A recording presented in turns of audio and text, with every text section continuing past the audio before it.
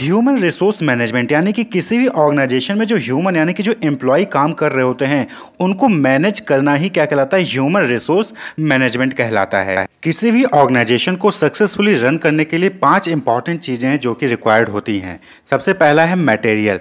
Material यानी कि जो रॉ मटेरियल्स होता है जिनका आप यूज़ करके जो है प्रोडक्ट डेवलप करते हैं। जैसे कि अगर आपको ब्रेड बनाना है तो ब्रेड के लिए आपको गेहूँ चाहिए होता है, क्लियर। तो गेहूँ क्या हो गया, रॉ मटेरियल हो गया। तो मटेरियल, उसके बाद इस मटेरियल को यानी रॉ मटेरियल को प्रोडक्ट में कन्वर्ट करने के लिए, प्रोडक्ट बनाने के लिए आपको मशीन्स की जरूरत पड़ती है। तो मशीन्स जो आप देखते होंगे कि गेहूं से आटा कन्वर्ट करने के लिए मशीन्स की जरूरत है, मशीन, और फिर आटे से ब्रेड बनाने के लिए भी आपको जो है बहुत सारे इक्विपमेंट्स, मशीनरी की जरूरत पड़ती है। तीसरा है मेथड, यानी कि कोई ना कोई मेथड या टेक्निक होता होगा जिसके जरिए आप जो है रॉ मटेरियल को प्रोडक्ट में कन्वर्ट करते हैं। इन सब चीज़ों के लिए आपको मनी यानी पैसे की रिक्वायरमेंट होती है। और ये सारे काम करने के लिए यानी कि रॉ मटेरियल को कन्वर्ट करके प्रोडक्ट में डेवलप करके प्रोडक्ट को जो है कस्टमर तक पहुंचाने के लिए आपको मैन की रिक्वायरमेंट होती है। मैन यानी कि जो एम्प्लॉयज़ होते हैं आपके यहाँ पे, जो लेबर होता है या फिर जो मैनेजर्स होते हैं, इन सब की रिक्वायरमेंट पड़ती है। तो ये 5 इंपॉर्टेंट चीज़ें होती हैं जिसकी ऑर्गेनाइजेशन को रन करने के लिए रिक्वायरमेंट होती है। इनको हम क्या कहते हैं, 5 M's ऑफ मैनेजमेंट। वहीं पर अब 6th M भी आप सुनते होंगे, मार्केट आप कहते हैं। तो 6th M क्या हो जाता है, मार्केट। तो 5 M क्या हो गया, man, machine, material, money, method. तो देखिए मटेरियल को मैनेज करना मटेरियल मैनेजमेंट या फिर ऑपरेशन मैनेजमेंट में आ जाता है। मशीन को भी मैनेज करना ऑपरेशन मैनेजमेंट में आ जाता है, प्रोडक्शन एंड ऑपरेशन मैनेजमेंट।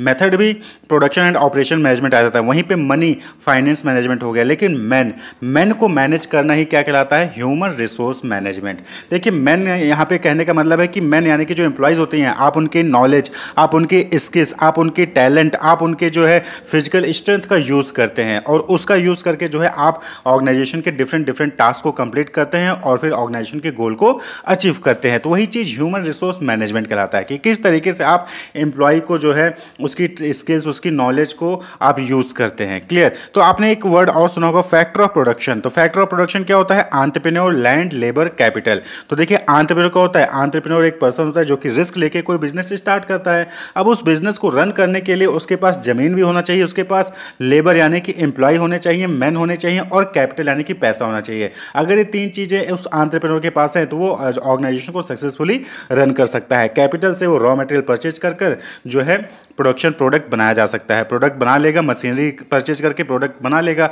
उस प्रोडक्ट को बनाने में और उस प्रोडक्ट को कस्टमर तक डिलीवर करने में मैन की रिक्वायरमेंट होती है। उसी को मैनेज करना ही ह्यूमन रिसोर्स मैनेजमेंट कहलाता है। तो ह्यूमन रिसोर्स मैनेजमेंट क्या हो गया, it is concern with the people dimension in management of an organization. तो जब आप किसी ऑर्गेनाइजेशन को मैनेज करते हो तो उसमें जो पीपल डायमेंशन को आप मैनेज करते हो वही चीज ह्यूमन रिसोर्स मैनेजमेंट हो गया। Human resource refers to the knowledge, education, skill, training and ability of the member of the organisation. तो जो भी जितने भी किसी भी ऑर्गेनाइजेशन में जो मेन काम कर रहे होते हैं, चाहे वो फीमेल हो चाहे वो मेल हो, वो दोनों ही जो काम करते हैं, उनकी जो एजुकेशन, उनका स्किल, उनका ट्रेनिंग, उनकी नॉलेज जो होती है वही चीज ह्यूमन रिसोर्स कहलाती है।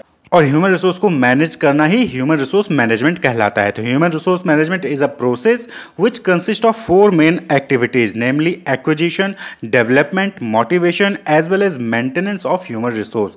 तो ह्यूमन रिसोर्स मैनेजमेंट में 4 मेन काम होते हैं। एक्विजिशन का मतलब कि आपके ऑर्गेनाइजेशन में जो ह्यूमन रिसोर्स की रिक्वायरमेंट है उसको रिक्रूट करना, क्लियर, सेलेक्ट करना। डेवलपमेंट यानी कि उनको ट्रेनिंग और डेवलपमेंट की अपॉर्चुनिटी देना। मोटिवेट करना जिससे कि वो अपने टास्क को सक्सेसफुली, एफिशिएंटली, इफेक्टिवली अचीव करे। और मेंटेनेंस ऑफ ह्यूमन रिसोर्स यानी कि जो ह्यूमन रिसोर्स है उनकी सेफ्टी, उनकी हेल्थ को जो है मेंटेन रखना, उनको टाइम टू टाइम कंपनसेट और रेम्युनरेशन और बेनिफिट्स प्रोवाइड करना। तो अकॉर्डिंग टू एडविन बी फ्लिपो, इन्होंने जो है ह्यूमन रिसोर्स मैनेजमेंट को डिफाइन किया है। उन्होंने क्या कहा कि human resource management is the planning, organizing, directing and controlling of the procurement, development, compensation, integration, maintenance and separation of human resources to the end that individual, organizational and societal objective are accomplished। तो जो individual की goals होते हैं, जो organisation के गोल होते हैं और जो सोसाइटल ऑब्जेक्टिव्स होते हैं उसको अकम्प्लिश करने के लिए, उसको अचीव करने के लिए जो हम प्रोक्योरमेंट करते हैं ह्यूमन रिसोर्स का, डेवलपमेंट करते हैं उनको कंपनसेशन देने के लिए यानी रेम्युनरेशन या सैलरी देते हैं, उनको इंटीग्रेट करते हैं, ज्वाइन करते हैं, उनको मेंटेन रखते हैं, मोटिवेट करते हैं और उनको सेपरेट करते हैं। यानी कि बहुत सारी बात क्या होता है कि उनको निकाल दिया जाता है, जो एट्रिशन कहते हैं, कुछ छोड़ के चले जाते हैं और कुछ जो है कुछ को निकाल दिया जाता है। तो ये सारी चीज़ों को मैनेज करना ही क्या कहलाता है, ह्यूमन रिसोर्स मैनेजमेंट कहलाता है। इन सब चीज़ों से रिलेटेड जो प्लानिंग, ऑर्गेनाइजिंग, डायरेक्टिंग और कंट्रोलिंग होता है ह्यूमन रिसोर्स को लेकर, वही चीज ह्यूमन रिसोर्स मैनेजमेंट कहलाता है। तो this definition reveals that HR management is the aspect of management which deals with the planning, organizing, directing and controlling the personnel function of the enterprise. तो personnel मतलब क्या हो गया, ह्यूमन रिसोर्स। क्लियर।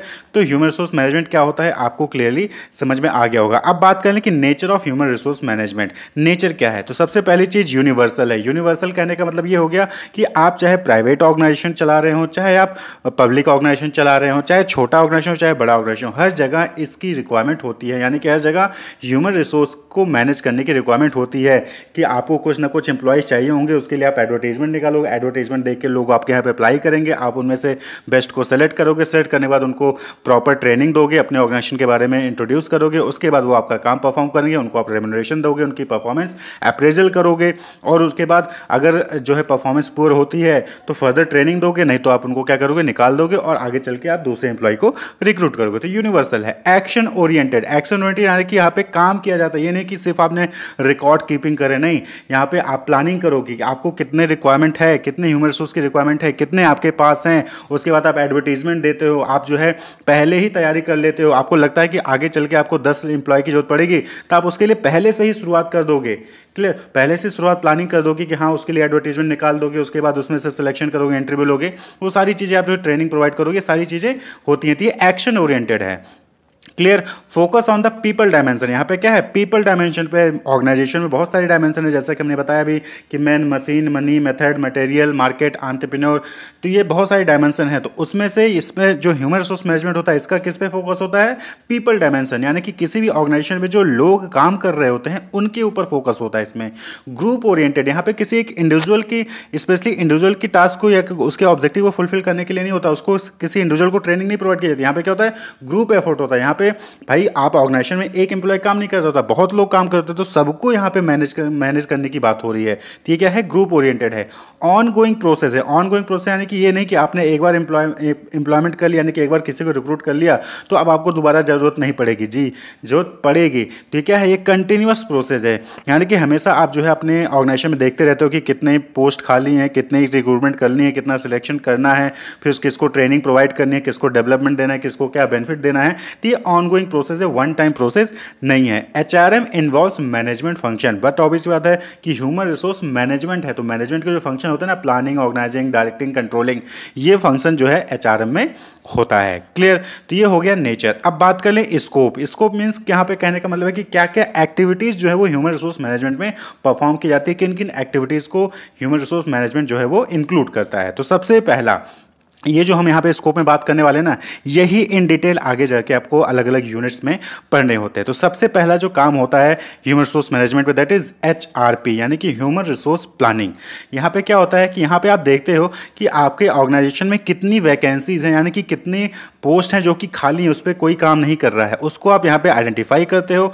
उसके बाद उसके लिए जो है शॉर्टेज है, तो उसके लिए रिक्रूटमेंट सिलेक्शन के लिए प्लानिंग करोगे। वहीं पे अगर ज़्यादा है, एक्सेस है, यानी कि 10 ही रिक्वायरमेंट है लेकिन आपके पास 12 एम्प्लॉय हैं, तो आप क्या करोगे, निकालने भी दोगे। क्लियर। तो यहाँ पे जो है आप इसको डील करते हो एचआरपी, यानी कि यहाँ पे ह्यूमन रिसोर्स की प्लानिंग करते हो कि आपके पास कितना होना चाहिए था, कितने हैं, कितना एक्सेस है, कितने कम पड़ रहे हैं, ये सारी चीज़ें आप यहाँ पे देखते हो। देन आता है जॉब एनालिसिस।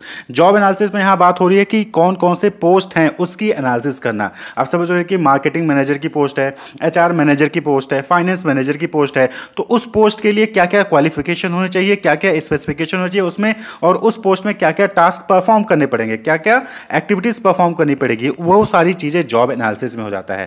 तो ये क्या है, detailed explanation about each and every job in the company. तो ये डिटेल एक्सप्लेनेशन है किसकी, जॉब के बारे में, पोस्ट के बारे में। क्लियर। कि मैनेजर की पोस्ट है, या फिर लेबर की पोस्ट है, या फिर कोई और फर्दर पोस्ट है, तो वहां पे एग्जीक्यूटिव डायरेक्टर की पोस्ट है, तो उस जॉब की एनालिसिस कि उस जॉब में काम क्या करना पड़ेगा, एक्टिविटीज क्या करनी पड़ेंगी, और साथ ही साथ उस जॉब को परफॉर्म करने के लिए क्या क्वालिफिकेशन, क्या ट्रेनिंग, क्या एजुकेशन होनी चाहिए। चाहिए, तो जॉब डिस्क्रिप्शन और जॉब स्पेसिफिकेशन जो कि आगे चल के आप डिस्कस करेंगे।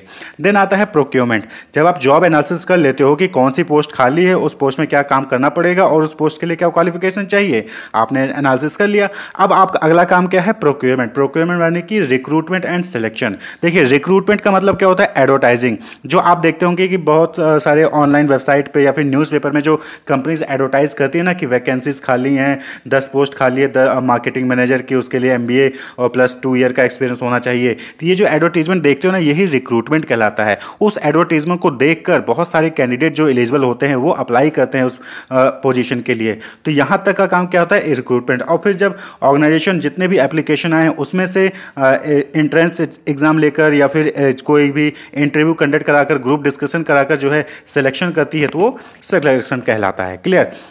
तो प्रोक्योरमेंट, पहले आपने HRP किया, प्लानिंग की, फिर जॉब एनालिसिस किया, फिर आपने प्रोक्योरमेंट किया। अब अगला काम क्या होता है?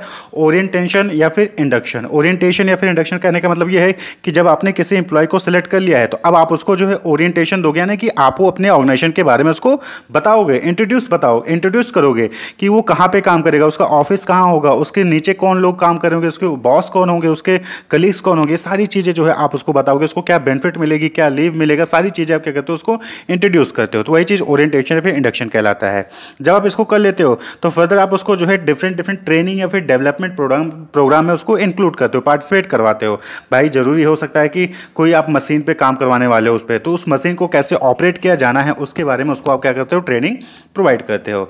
देन आता है परफॉर्मेंस अप्रेजल। परफॉर्मेंस अप्रेजल है कि जब एम्प्लॉय अपना काम कर रहा होता है तो बीच बीच में आप क्या करते हो? उसकी परफॉर्मेंस को अप्रेज करते हो, उसकी परफॉर्मेंस को इवेलुएट करते हो कि क्या वो अपनी टास्क को सही से परफॉर्म कर रहा है या फिर नहीं कर रहा है। क्लियर? कंपनसेशन या फिर रिवॉर्ड। अब HR मैनेजमेंट में ही क्या आता है? कंपनसेशन, यानी कि किस एम्प्लॉय को कितना सैलरी देना है, कितना क्या रिवॉर्ड देना है, क्या नॉन मॉनेटरी बेनिफिट देना है, क्या मॉनेटरी बेनिफिट देना है। क्लियर? क्या कौन कौन सी बेनिफिट देनी है, कार देना है कि हाउसिंग देना है या फिर कोई और ट्रैवलिंग अलाउंस देना है या फिर कोई डियरनेस अलाउंस देना है। तो अलग अलग अलाउंसेस जो होते हैं वो सारी चीज़ें कंपनसेशन और रिवॉर्ड में आ जाता है कि किस पोस्ट के लिए क्या रिवॉर्ड होगा, क्या बेनिफिट होगा, कैसे परफॉर्मेंस के लिए क्या रिवॉर्ड होगा, क्या बेनिफिट होगा। देन आता है इंडस्ट्रियल रिलेशन। तो HR मैनेजमेंट में इंडस्ट्रियल रिलेशन, यानी कि यहाँ पे क्या बात हो रही है? यूनियन जो मेंबर होते हैं, देखते हैं ना डिफरेंट लेबर यूनियंस होते हैं, तो उन यूनियन मेंबर के साथ भी जो है इनको कोऑर्डिनल रिलेशंस जो है मेंटेन करके रखना होता है। तो वो HR मैनेजमेंट में ही आ जाता है कि डिफरेंट यूनियन मेंबर्स के साथ भी जो है आप वहाँ पे रिलेशनशिप मेंटेन करें, उसको कहते हैं इंडस्ट्रियल रिलेशन।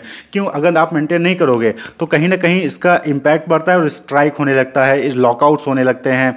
ठीक है? तो अगर आप यूनियन मेंबर्स के साथ नहीं रहते हो तो उनके साथ भी आपको अपना रिलेशन मेंटेन करना होता है और वो भी HR मैनेजमेंट का ही फंक्शन होता है। क्लियर? अब बात कर लेंगे objective of human resource management. देखिए ऑब्जेक्टिव करने का मतलब कि ह्यूमन रिसोर्स मैनेजमेंट से क्या होगा, अगर आप HR मैनेजमेंट करोगे तो उससे क्या अचीव करने की कोशिश कर रहे हो आप। तो पहला, to act as a link between the top management and employ.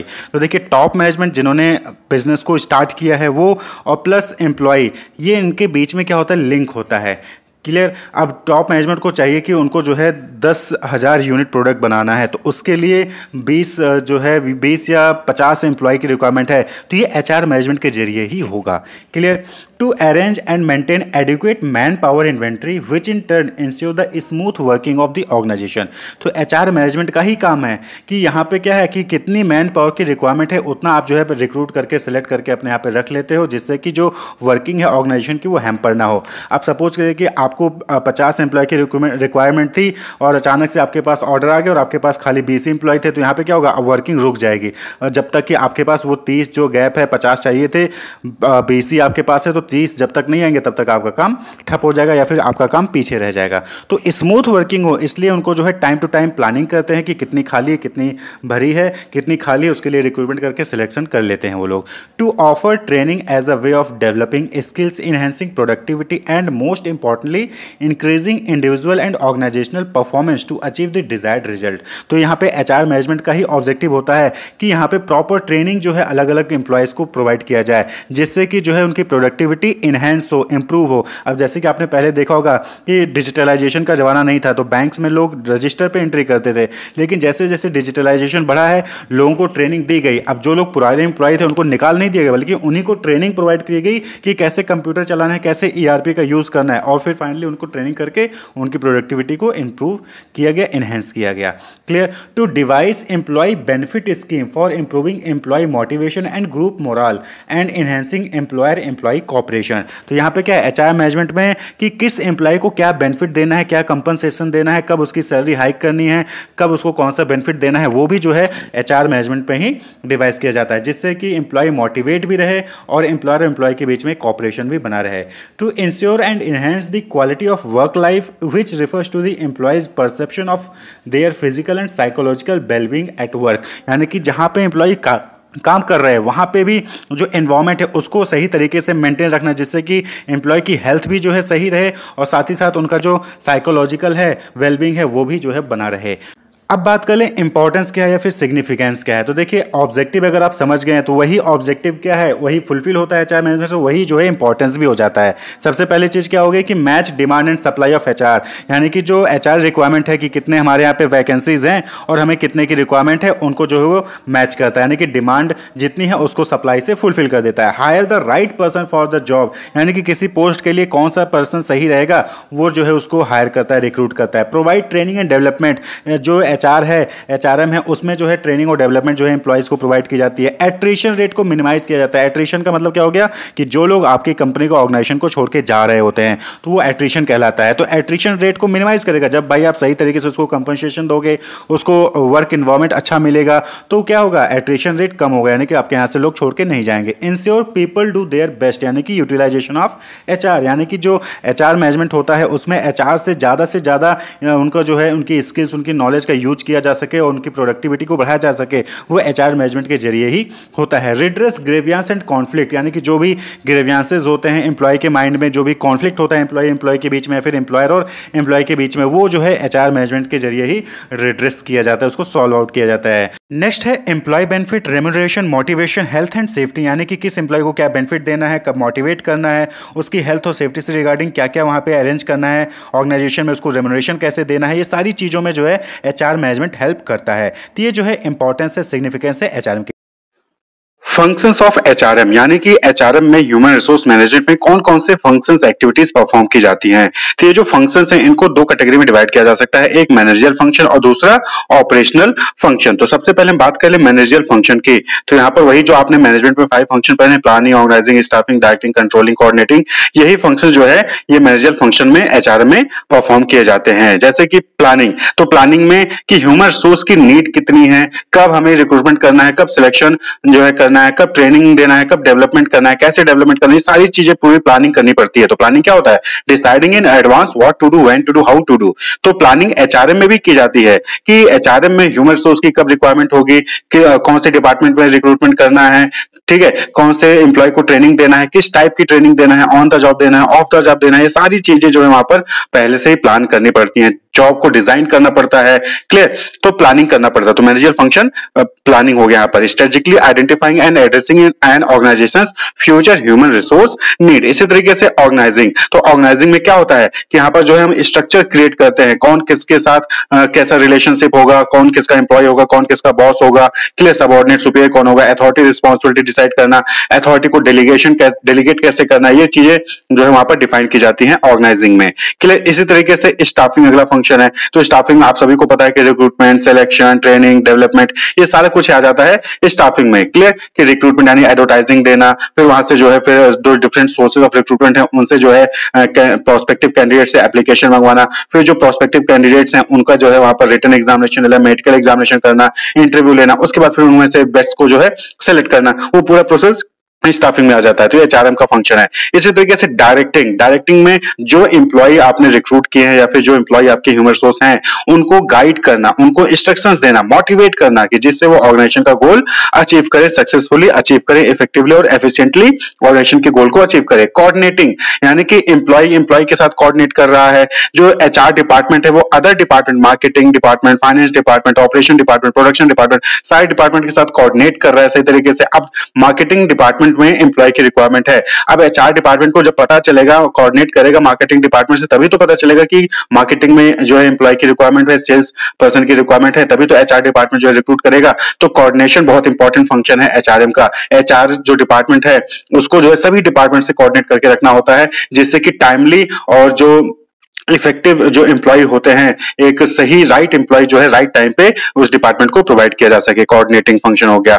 Coordinate करके रखना, clear, different part of organisation के साथ जो है इफेक्टिवली एक साथ मिलकर काम करना, जिससे कि ऑर्गेनाइजेशन का जो गोल है वो अचीव हो सके। इसी तरीके से अगला फंक्शन जो मैनेजर फंक्शन है, दैट इज कंट्रोलिंग। कंट्रोलिंग कहने का मतलब यहाँ पर है कि आप एचआर एक्टिविटीज है उसको मॉनिटर करना, उसको इवेलुएट करना, जिससे कि इस चीज को क्लियर जो है क्लेरिफाई किया जा सके, इंश्योर किया जा सके कि जो ऑर्गेनाइजेशन का गोल है उसको अचीव करने के लिए सारे फंक्शन सही से परफॉर्म किए जा रहे हैं, एचआर के जो फंक्शंस हैं, क्लियर। और इसी तरीके से जो अगला फंक्शन है दैट इज ऑपरेशनल फंक्शन, ठीक है। मैनेजर फंक्शन में planning, organising, staffing, directing, coordinating और कंट्रोलिंग। इसी तरीके से अब जो अगला फंक्शन है ऑपरेशनल फंक्शन। ऑपरेशनल फंक्शन कहने का मतलब है कि वो फंक्शन जो कि डे टू डे वीकली जो है वहां पर परफॉर्म करना ही पड़ता है एचआर डिपार्टमेंट को, क्लियर। जैसे कि सबसे पहले इंपॉर्टेंट फंक्शन है job design and job analysis. Job design का मतलब क्या हो गया कि जो कोई भी जॉब है उसमें क्या क्या टास्क परफॉर्म करने होंगे, एम्प्लॉय की क्या रिस्पॉन्सिबिलिटीज होंगी, उसके रिलेशनशिप क्या होंगे अदर एम्प्लॉयज के साथ, वो सारी चीजें जो है डिजाइन करना, जॉब डिजाइन, क्लियर। इसी तरीके से जॉब एनालिसिस। जॉब एनालिसिस में क्या होता है कि यहाँ पर जो है सिस्टमैटिक तरीके से किसी भी जॉब के से रिलेटेड इंफॉर्मेशन को गैदर किया जाता है, उसको एग्जामिन किया जाता है, क्लियर। उसमें क्या रोल्स है, क्या ड्यूटीज है, क्या रिस्पॉन्सिबिलिटीज है, उस जॉब को परफॉर्म करने के लिए क्या स्किल्स चाहिए, वर्किंग कंडीशन कैसी होनी चाहिए, पूरा जॉब में एनालिसिस किया जाता है, जॉब के बारे में एनालाइज किया जाता है। तो जॉब एनालिसिस, तो ये भी क्या है, डे टू डे फंक्शन है एचआर डिपार्टमेंट का। जॉब को डिजाइन करना, अलग अलग जॉब, अलग अलग रोल के लिए अलग अलग राइट टाइप के एम्प्लॉयज को फाइंड आउट करना, ठीक है। जॉब को एनालाइज करना कि पर्टिकुलर जॉब कैसा है, उसके लिए कैसे वर्किंग कंडीशन चाहिए, क्या इंस्ट्रूमेंट्स चाहिए, ठीक है। उस जॉब को परफॉर्म करने के लिए सारी चीजें एनालिसिस करनी पड़ती है। तभी तो भाई आपको जब पता होगा कि इस जॉब को परफॉर्म करने के लिए ये क्वालिफिकेशन होनी चाहिए, ये कैपेबिलिटी होनी चाहिए, तभी तो आप राइट एम्प्लॉय को सिलेक्ट करके लेके आएंगे। तो जॉब एनालिसिस बहुत इंपॉर्टेंट फंक्शन हो गया। इसी तरीके से अगला जो इंपॉर्टेंट फंक्शन है जो कि स्टाफिंग में ही आपने देखा, that is employ hiring and selection. Right person को राइट टाइम पे राइट प्लेस पे जो है सेट करना ही जो एक इंपॉर्टेंट फंक्शन है एचआरएम का, employ hiring and selection, clear. Right person को सिलेक्ट करना। Employ training and development. अब आपने एम्प्लॉय को हायर तो कर लिया है, लेकिन ऑर्गेनाइजेशन में किस तरीके से फंक्शन को परफॉर्म किया जाता है, किस तरीके से एक्टिविटी को जो है वहां पर परफॉर्म किया जाता है, उसके बारे में एम्प्लॉय को ट्रेनिंग दी जाएगी। मशीनरी कैसे ऑपरेट करना है उसके बारे में एम्प्लॉय को ट्रेनिंग दी जानी है, डेवलपमेंट उनका करना है। तो ये सारे फंक्शंस जो होते हैं एचआरएम के ही होते हैं। जो भी आप जो है ऑर्गेनाइजेशन में जब आप आगे जाएंगे या फिर आपने आपके जो भी जानने वाले जो कि कंपनीज में वर्क कर रहे हैं, तो उनसे आप पूछेंगे तो वहां पर उनको ट्रेनिंग, कॉन्फ्रेंस, सेमिनार, ये सारी चीजें जो है अक्सर जो है करवाई जाती है। तो ये क्या है, ये ट्रेनिंग एंड डेवलपमेंट का एक पार्ट होता है जो कि ह्यूमन रिसोर्स डेवलपमेंट में आता है, ह्यूमन रिसोर्स मैनेजमेंट का फंक्शन होता है। Compensation and benefit. एम्प्लॉय को कितना सैलरी मिलना है, एम्प्लॉय को इंसेंटिव कैसे मिलना है, उसको फ्रिंज बेनिफिट्स कैसे मिलना है, कोई अलाउंसेस है वो कैसे मिलेंगी, वो सारा काम किसका होता है, एचआर डिपार्टमेंट का होता है, clear. Employ performance management. Employ की परफॉर्मेंस कैसी है, उसके परफॉर्मेंस के बेसिस पे उसको प्रमोशन करना है, डिमोट करना है, ट्रांसफर कर देना है, क्लियर। तो ये सारा कुछ भी फंक्शन किसका है, एचआर डिपार्टमेंट का ही होता है। एचआर डिपार्टमेंट यानी एचआरएम, ह्यूमन रिसोर्स मैनेजमेंट ही में ही जो है ये फंक्शन परफॉर्म किया जाता है कि सभी एम्प्लॉयज की परफॉर्मेंस को वहां पर एनालाइज किया जाता है और उसके बेसिस पे जो है उसको फिर फर्दर डिसीजन लिया जाता है कि उसको ट्रेनिंग देनी है, डेवलपमेंट करना है उसका, या फिर उसको ट्रांसफर कर देना है, फिर निकाल देना है, वो सारा कुछ वहां पर डिसाइड किया जाता है। मैनेजरियल रिलेशन, यहां पर भी इंपॉर्टेंट फंक्शन है एचआरएम का, मैनेजरियल रिलेशन। जैसा कि हमने बताया कि एचआर मैनेजर का जो है रिलेशन मार्केटिंग मैनेजर के साथ और फाइनेंस मैनेजर के साथ, इनके सबके साथ मैनेज करना पड़ता है। क्यों? क्योंकि कोऑर्डिनेशन अगर नहीं होगा तो जो है एचआर डिपार्टमेंट सही से फंक्शन नहीं कर पाएगा, और अगर एचआर डिपार्टमेंट पीछे रह गया तो कोई भी डिपार्टमेंट फंक्शन नहीं कर पाएगा, क्योंकि हर डिपार्टमेंट में एम्प्लॉय की रिक्वायरमेंट होती है और एम्प्लॉय की रिक्वायरमेंट कहां से फुलफिल होगी, एचआर डिपार्टमेंट से ही फुलफिल होगी। नेक्स्ट जो है लेबर रिलेशन, एम्प्लॉय का रिलेशन, एम्प्लॉय मैनेजर का रिलेशन, इसको भी जो है मैनेज करता है कौन, एचआरएम, ह्यूमन रिसोर्स मैनेजमेंट में इसको मैनेज किया जाता है। जो मैनेजर्स होते हैं वो इसको मैनेज करते हैं। कोई भी डिस्प्यूट्स है, कोई भी ग्रीवेंसेस है एम्प्लॉय के, उसको जो है हैंडल किया जाता है, clear. Employ engagement and communication, सबसे इंपॉर्टेंट चीज कि एम्प्लॉय को एंगेज रखा जाता है ऑर्गेनाइजेशन में, जिससे कि एम्प्लॉय जो है अपने जॉब को परफॉर्म करने में जो है उसको अच्छा लगे, एम्प्लॉय जो है अपने जॉब से सेटिस्फाई रहे, क्योंकि अगर जॉब से सेटिस्फाई नहीं रहेगा तो एम्प्लॉय छोड़ के चला जाएगा। तो एम्प्लॉय रिटेंशन भी जो है एक इंपॉर्टेंट फंक्शन है एचआरएम का, और एम्प्लॉय के साथ जो भी ऑर्गेनाइजेशन से रिलेटेड इंपॉर्टेंट चीजें हैं उसको कम्युनिकेट करना, ये सब एचआरएम का फंक्शन होता है। क्लियर? तो ये जो ऑर्गेनाइजेशन की पॉलिसीज हैं, जो ऑर्गेनाइजेशन के रूल रेगुलेशन है, वो सब कौन कम्युनिकेट करेगा? एचआर डिपार्टमेंट ही कम्युनिकेट करता है एम्प्लॉय से। तो ये सारे इंपॉर्टेंट फंक्शन है, ऑपरेशनल फंक्शन है एचआरएम के, जो कि normally day to day weekly जो है परफॉर्म की जाती हैं एचआर डिपार्टमेंट में। क्लियर? तो एचआरएम के फंक्शंस को दो कैटेगरी में डिवाइड किया जा सकता है, मैनेजर फंक्शन और ऑपरेशनल फंक्शन। मैनेजर फंक्शन जो कि मैनेजर्स ही परफॉर्म करते हैं, और जो है वहां पर मोस्टली जो है प्लानिंग से रिलेटेड चीजें परफॉर्म की जाती है। Strategic planning, strategic decision making वहां पर किया जाता है। क्लियर? किस तरीके से मोटिवेट करना है, किस तरीके से इंस्ट्रक्शंस देना है, किस तरीके से गाइड करना है, किस तरीके से जो है पहले से ही सारी चीजें प्लान करके रखना है। और वहीं पर बहुत सारे ऐसे फंक्शंस होते हैं जो कि डे टू डे परफॉर्म किए जाते हैं, वीकली परफॉर्म किए जाते हैं, वो ऑपरेशनल कैटेगरी में आ जाते हैं, जैसे कि जॉब को डिजाइन करना, जॉब को एनालाइज करना, एम्प्लॉय को हायर करना, रिक्रूट करना, सिलेक्शन करना, ट्रेनिंग देना, डेवलपमेंट करना, उनके कंपनसेशन से रिलेटेड चीजें मैनेज करना, एम्प्लॉय की परफॉर्मेंस को मैनेज करना, मैनेजर्स के साथ रिलेशनशिप को मेंटेन करना, एम्प्लॉय के रिलेशन को मैनेज करना, एम्प्लॉय के जो भी डिस्प्यूट्स हैं, जो भी ग्रीवेंसेस हैं, उनको मैनेज करना, एम्प्लॉय के साथ चीजों को कम्युनिकेट करना, ऑर्गेनाइजेशन के डिसीजन मेकिंग को कम्युनिकेट करना, ये सारा कुछ ऑपरेशनल फंक्शन में आ जाता है एचआरएम के। आपने ऑब्जर्व किया होगा कि जो पेरेंट्स होते हैं वो अपने बच्चों का बहुत केयर करते हैं, यानी कि वो जो है प्रॉपर बच्चे की डाइट को ध्यान रखते हैं कि बच्चे को खाना टाइम से मिल रहा है, लंच डिनर या फिर जो है आपका ब्रेकफास्ट हो गया उसको प्रॉपर टाइम पे मिल रहा है, उसको न्यूट्रिशन वाली चीज़ें मिल रही हैं, यानी कि एग हो गया, मिल्क हो गया या फिर पनीर हो गया। तो ये डिफरेंट जिससे बॉडी जो है बच्चे का जो है अच्छे से डेवलप हो, बच्चा जो है लंबा चौड़ा हो, हट्टा कट्टा हो, ये चीज़ होती है फिजिकल केयर। वहीं पर जो है बच्चे की मेंटल केयर करने के लिए, मेंटल डेवलपमेंट करने के लिए क्या करते हैं, बच्चों को स्कूल भेजा जाता है, बच्चों को ट्यूशन भेजा जाता है, बच्चों को अच्छी आदतें सिखाई जाती हैं, तो इसको कहते हैं मेंटल डेवलपमेंट। वहीं पे कल्चरल डेवलपमेंट भी होता है, जहां पे जो है बच्चों को कल्चर से रिलेटेड चीज़ें सिखाई जाती हैं, जिससे कि वो अपने कल्चर को जाने, अपने कल्चर को फॉलो करे। तो ये क्या कहते हैं कि जो पेरेंट्स हैं वो अपने बच्चों का ओवरऑल डेवलपमेंट कर रहे हैं, जिससे कि वो आगे चल के एक अच्छी जॉब पा सके, आगे चल के जो है वो हेल्दी रहे, कोई दिक्कत ना हो, उसको फिजिकली कोई प्रॉब्लम ना आए, वो अपने कल्चर को फॉलो करे। तो इसी तरीके से जो ऑर्गेनाइजेशन होता है ना, वो अपने यहाँ के जो ह्यूमन रिसोर्स होते हैं उनका डेवलपमेंट करता है। ह्यूमन रिसोर्स डेवलपमेंट, देखिए किसी भी ऑर्गेनाइजेशन के जो एम्प्लॉइज होते हैं, जो ह्यूमन रिसोर्स होता है ऑर्गेनाइजेशन का, उसको मैनेज करने के लिए डिफरेंट फंक्शंस परफॉर्म करने पड़ते हैं, जैसे recruitment, selection, training, induction, development, performance appraisal, ये सारी चीज़ें करनी होती है। तो उसी में एक इंपॉर्टेंट फंक्शन होता है ह्यूमन रिसोर्स को मैनेज करने के लिए, that is human resource development. तो आप यहाँ पे देखेंगे दो टर्म है, एक है ह्यूमन रिसोर्स प्लस डेवलपमेंट। तो ह्यूमन रिसोर्स आप सभी को पता होगा कि क्या होता है। ह्यूमन रिसोर्स यानी कि वो पीपल, वो लोग जो आपकी ऑर्गेनाइजेशन में काम करते हैं, उन्हीं को हम क्या कहते हैं, ह्यूमन रिसोर्स कहते हैं। पीपल और humans employed within an organisation, जिसको हम एम्प्लॉय भी कहते हैं। तो ये क्या है, ये आपके ह्यूमन रिसोर्स होते हैं। किसी भी ऑर्गेनाइजेशन का जो ह्यूमन रिसोर्स होता है, उनके यहाँ पे जो लोग काम कर रहे होते हैं, जो ह्यूमन बींग्स वर्क कर रहे होते हैं, वो ह्यूमन रिसोर्स होता है। वहीं पे जो दूसरा टर्म है दैट इज डेवलपमेंट। डेवलपमेंट मतलब क्या होता है, change and growth. Change and growth by continuous learning through experience and training. तो डेवलपमेंट, तो यहाँ पे बात हो रही है ह्यूमन रिसोर्स डेवलपमेंट, यानी कि यहाँ पे क्या बात हो गई कि किस तरीके से जो ह्यूमन रिसोर्स है उसको आप जो है ग्रो करोगे, उसके अंदर जो स्किल्स है, नॉलेज है, उसको चेंज करोगे, उसको डेवलप करोगे। तो that is overall human resource development. It includes overall physical, mental and spiritual development. तो डेवलपमेंट में कहने का मतलब ये नहीं होता कि खाली आपको जो है कंप्यूटर चलाना सिखा दिया तो आपका डेवलपमेंट हो गया, नहीं। फिजिकली, मेंटली, स्पिरिचुअली, यानी कि ओवरऑल डेवलपमेंट में सारे एस्पेक्ट्स को इंक्लूड किया जाता है। ट्रेनिंग जो आपने पढ़ा होगा, ट्रेनिंग एंड डेवलपमेंट, तो ट्रेनिंग में क्या होता है कि आपको किसी पर्टिकुलर एक फील्ड से नॉलेज प्रोवाइड की जाती है, स्किल्स प्रोवाइड की जाती है, लेकिन डेवलपमेंट में ओवरऑल चेंजेस लाए जाते हैं। तो ओवरऑल एम्प्लॉय का चेंज और उसको ग्रो करना through learning and experience and training, तो उसी को हम क्या कहते हैं, डेवलपमेंट कहते हैं। क्लियर? तो ह्यूमन रिसोर्स डेवलपमेंट का मतलब क्या हो गया, development of human resources, physical, mental, spiritual, overall development. तो it is a mechanism that makes और ensure organisation human resource are skilful, knowledgeable, competent and possess the correct behavior attitude for the present as well as future। तो organisation में जो present में जो भी task है, जो भी रोल रिस्पॉन्सिबिलिटीज निभाने होते हैं, जो भी आगे फ्यूचर में टास्क, प्रोजेक्ट या फिर रोल रिस्पॉन्सिबिलिटीज निभाने होंगे, उसके लिए जो है एम्प्लॉय को तैयार करना, इंश्योर करना कि जो ऑर्गेनाइजेशन का ह्यूमन रिसोर्स है उसके पास वो नॉलेज है, वो स्किल है, वो कॉम्पिटेंसी है। तो इसी को हम क्या कहते हैं, ह्यूमन रिसोर्स डेवलपमेंट। तो यहाँ पे इंश्योर भी किया जाता है, अगर नहीं है तो उसको बनाया भी जाता है, कि डेवलपमेंट किया भी जाता है। क्लियर? तो डिफिनेशंस देखें तो अकॉर्डिंग टू मैकलेगन, तो मैकलेगन ने क्या कहा कि HRD is the integrated use of training and development, career development and organisational development to improve individual and organisational effectiveness. तो यहाँ पे देखिए एचआरडी क्या है, एक इंटीग्रेटेड इंटीग्रेटेड है। इंटीग्रेटेड यानी कि कई सारी चीज़ों का यूज़ किया जा रहा है यहाँ पे। किस चीज़ का? ट्रेनिंग एंड डेवलपमेंट का, करियर डेवलपमेंट का, ऑर्गेनाइजेशन डेवलपमेंट का, जिससे कि जो ऑर्गेनाइजेशन के इंडिविजुअल हैं उनको तो उनकी इफेक्टिवनेस को बढ़ाया जाए, उनकी परफॉर्मेंस को बढ़ाया जाए, उनका डेवलपमेंट हो, साथ ही साथ ऑर्गेनाइजेशन का भी डेवलपमेंट होगा। भाई ऑर्गेनाइजेशन किसके भरोसे चलता है? एम्प्लॉयज़ के भरोसे, ह्यूमन रिसोर्स के भरोसे। ह्यूमन रिसोर्स जैसा परफॉर्म करेंगे वैसा जो है ऑर्गेनाइजेशन का ओवरऑल परफॉर्मेंस होता है। तो अगर आपका एम्प्लॉय जो है परफॉर्म अच्छा करेगा, एम्प्लॉय की इफेक्टिवनेस होगी, तो वहाँ पे ऑर्गेनाइजेशन की ओवरऑल इफेक्टिवनेस क्या होगी? अच्छी होगी। क्लियर? वहीं पे दूसरी डिफिनेशन है according to Gilley and एगलैंड।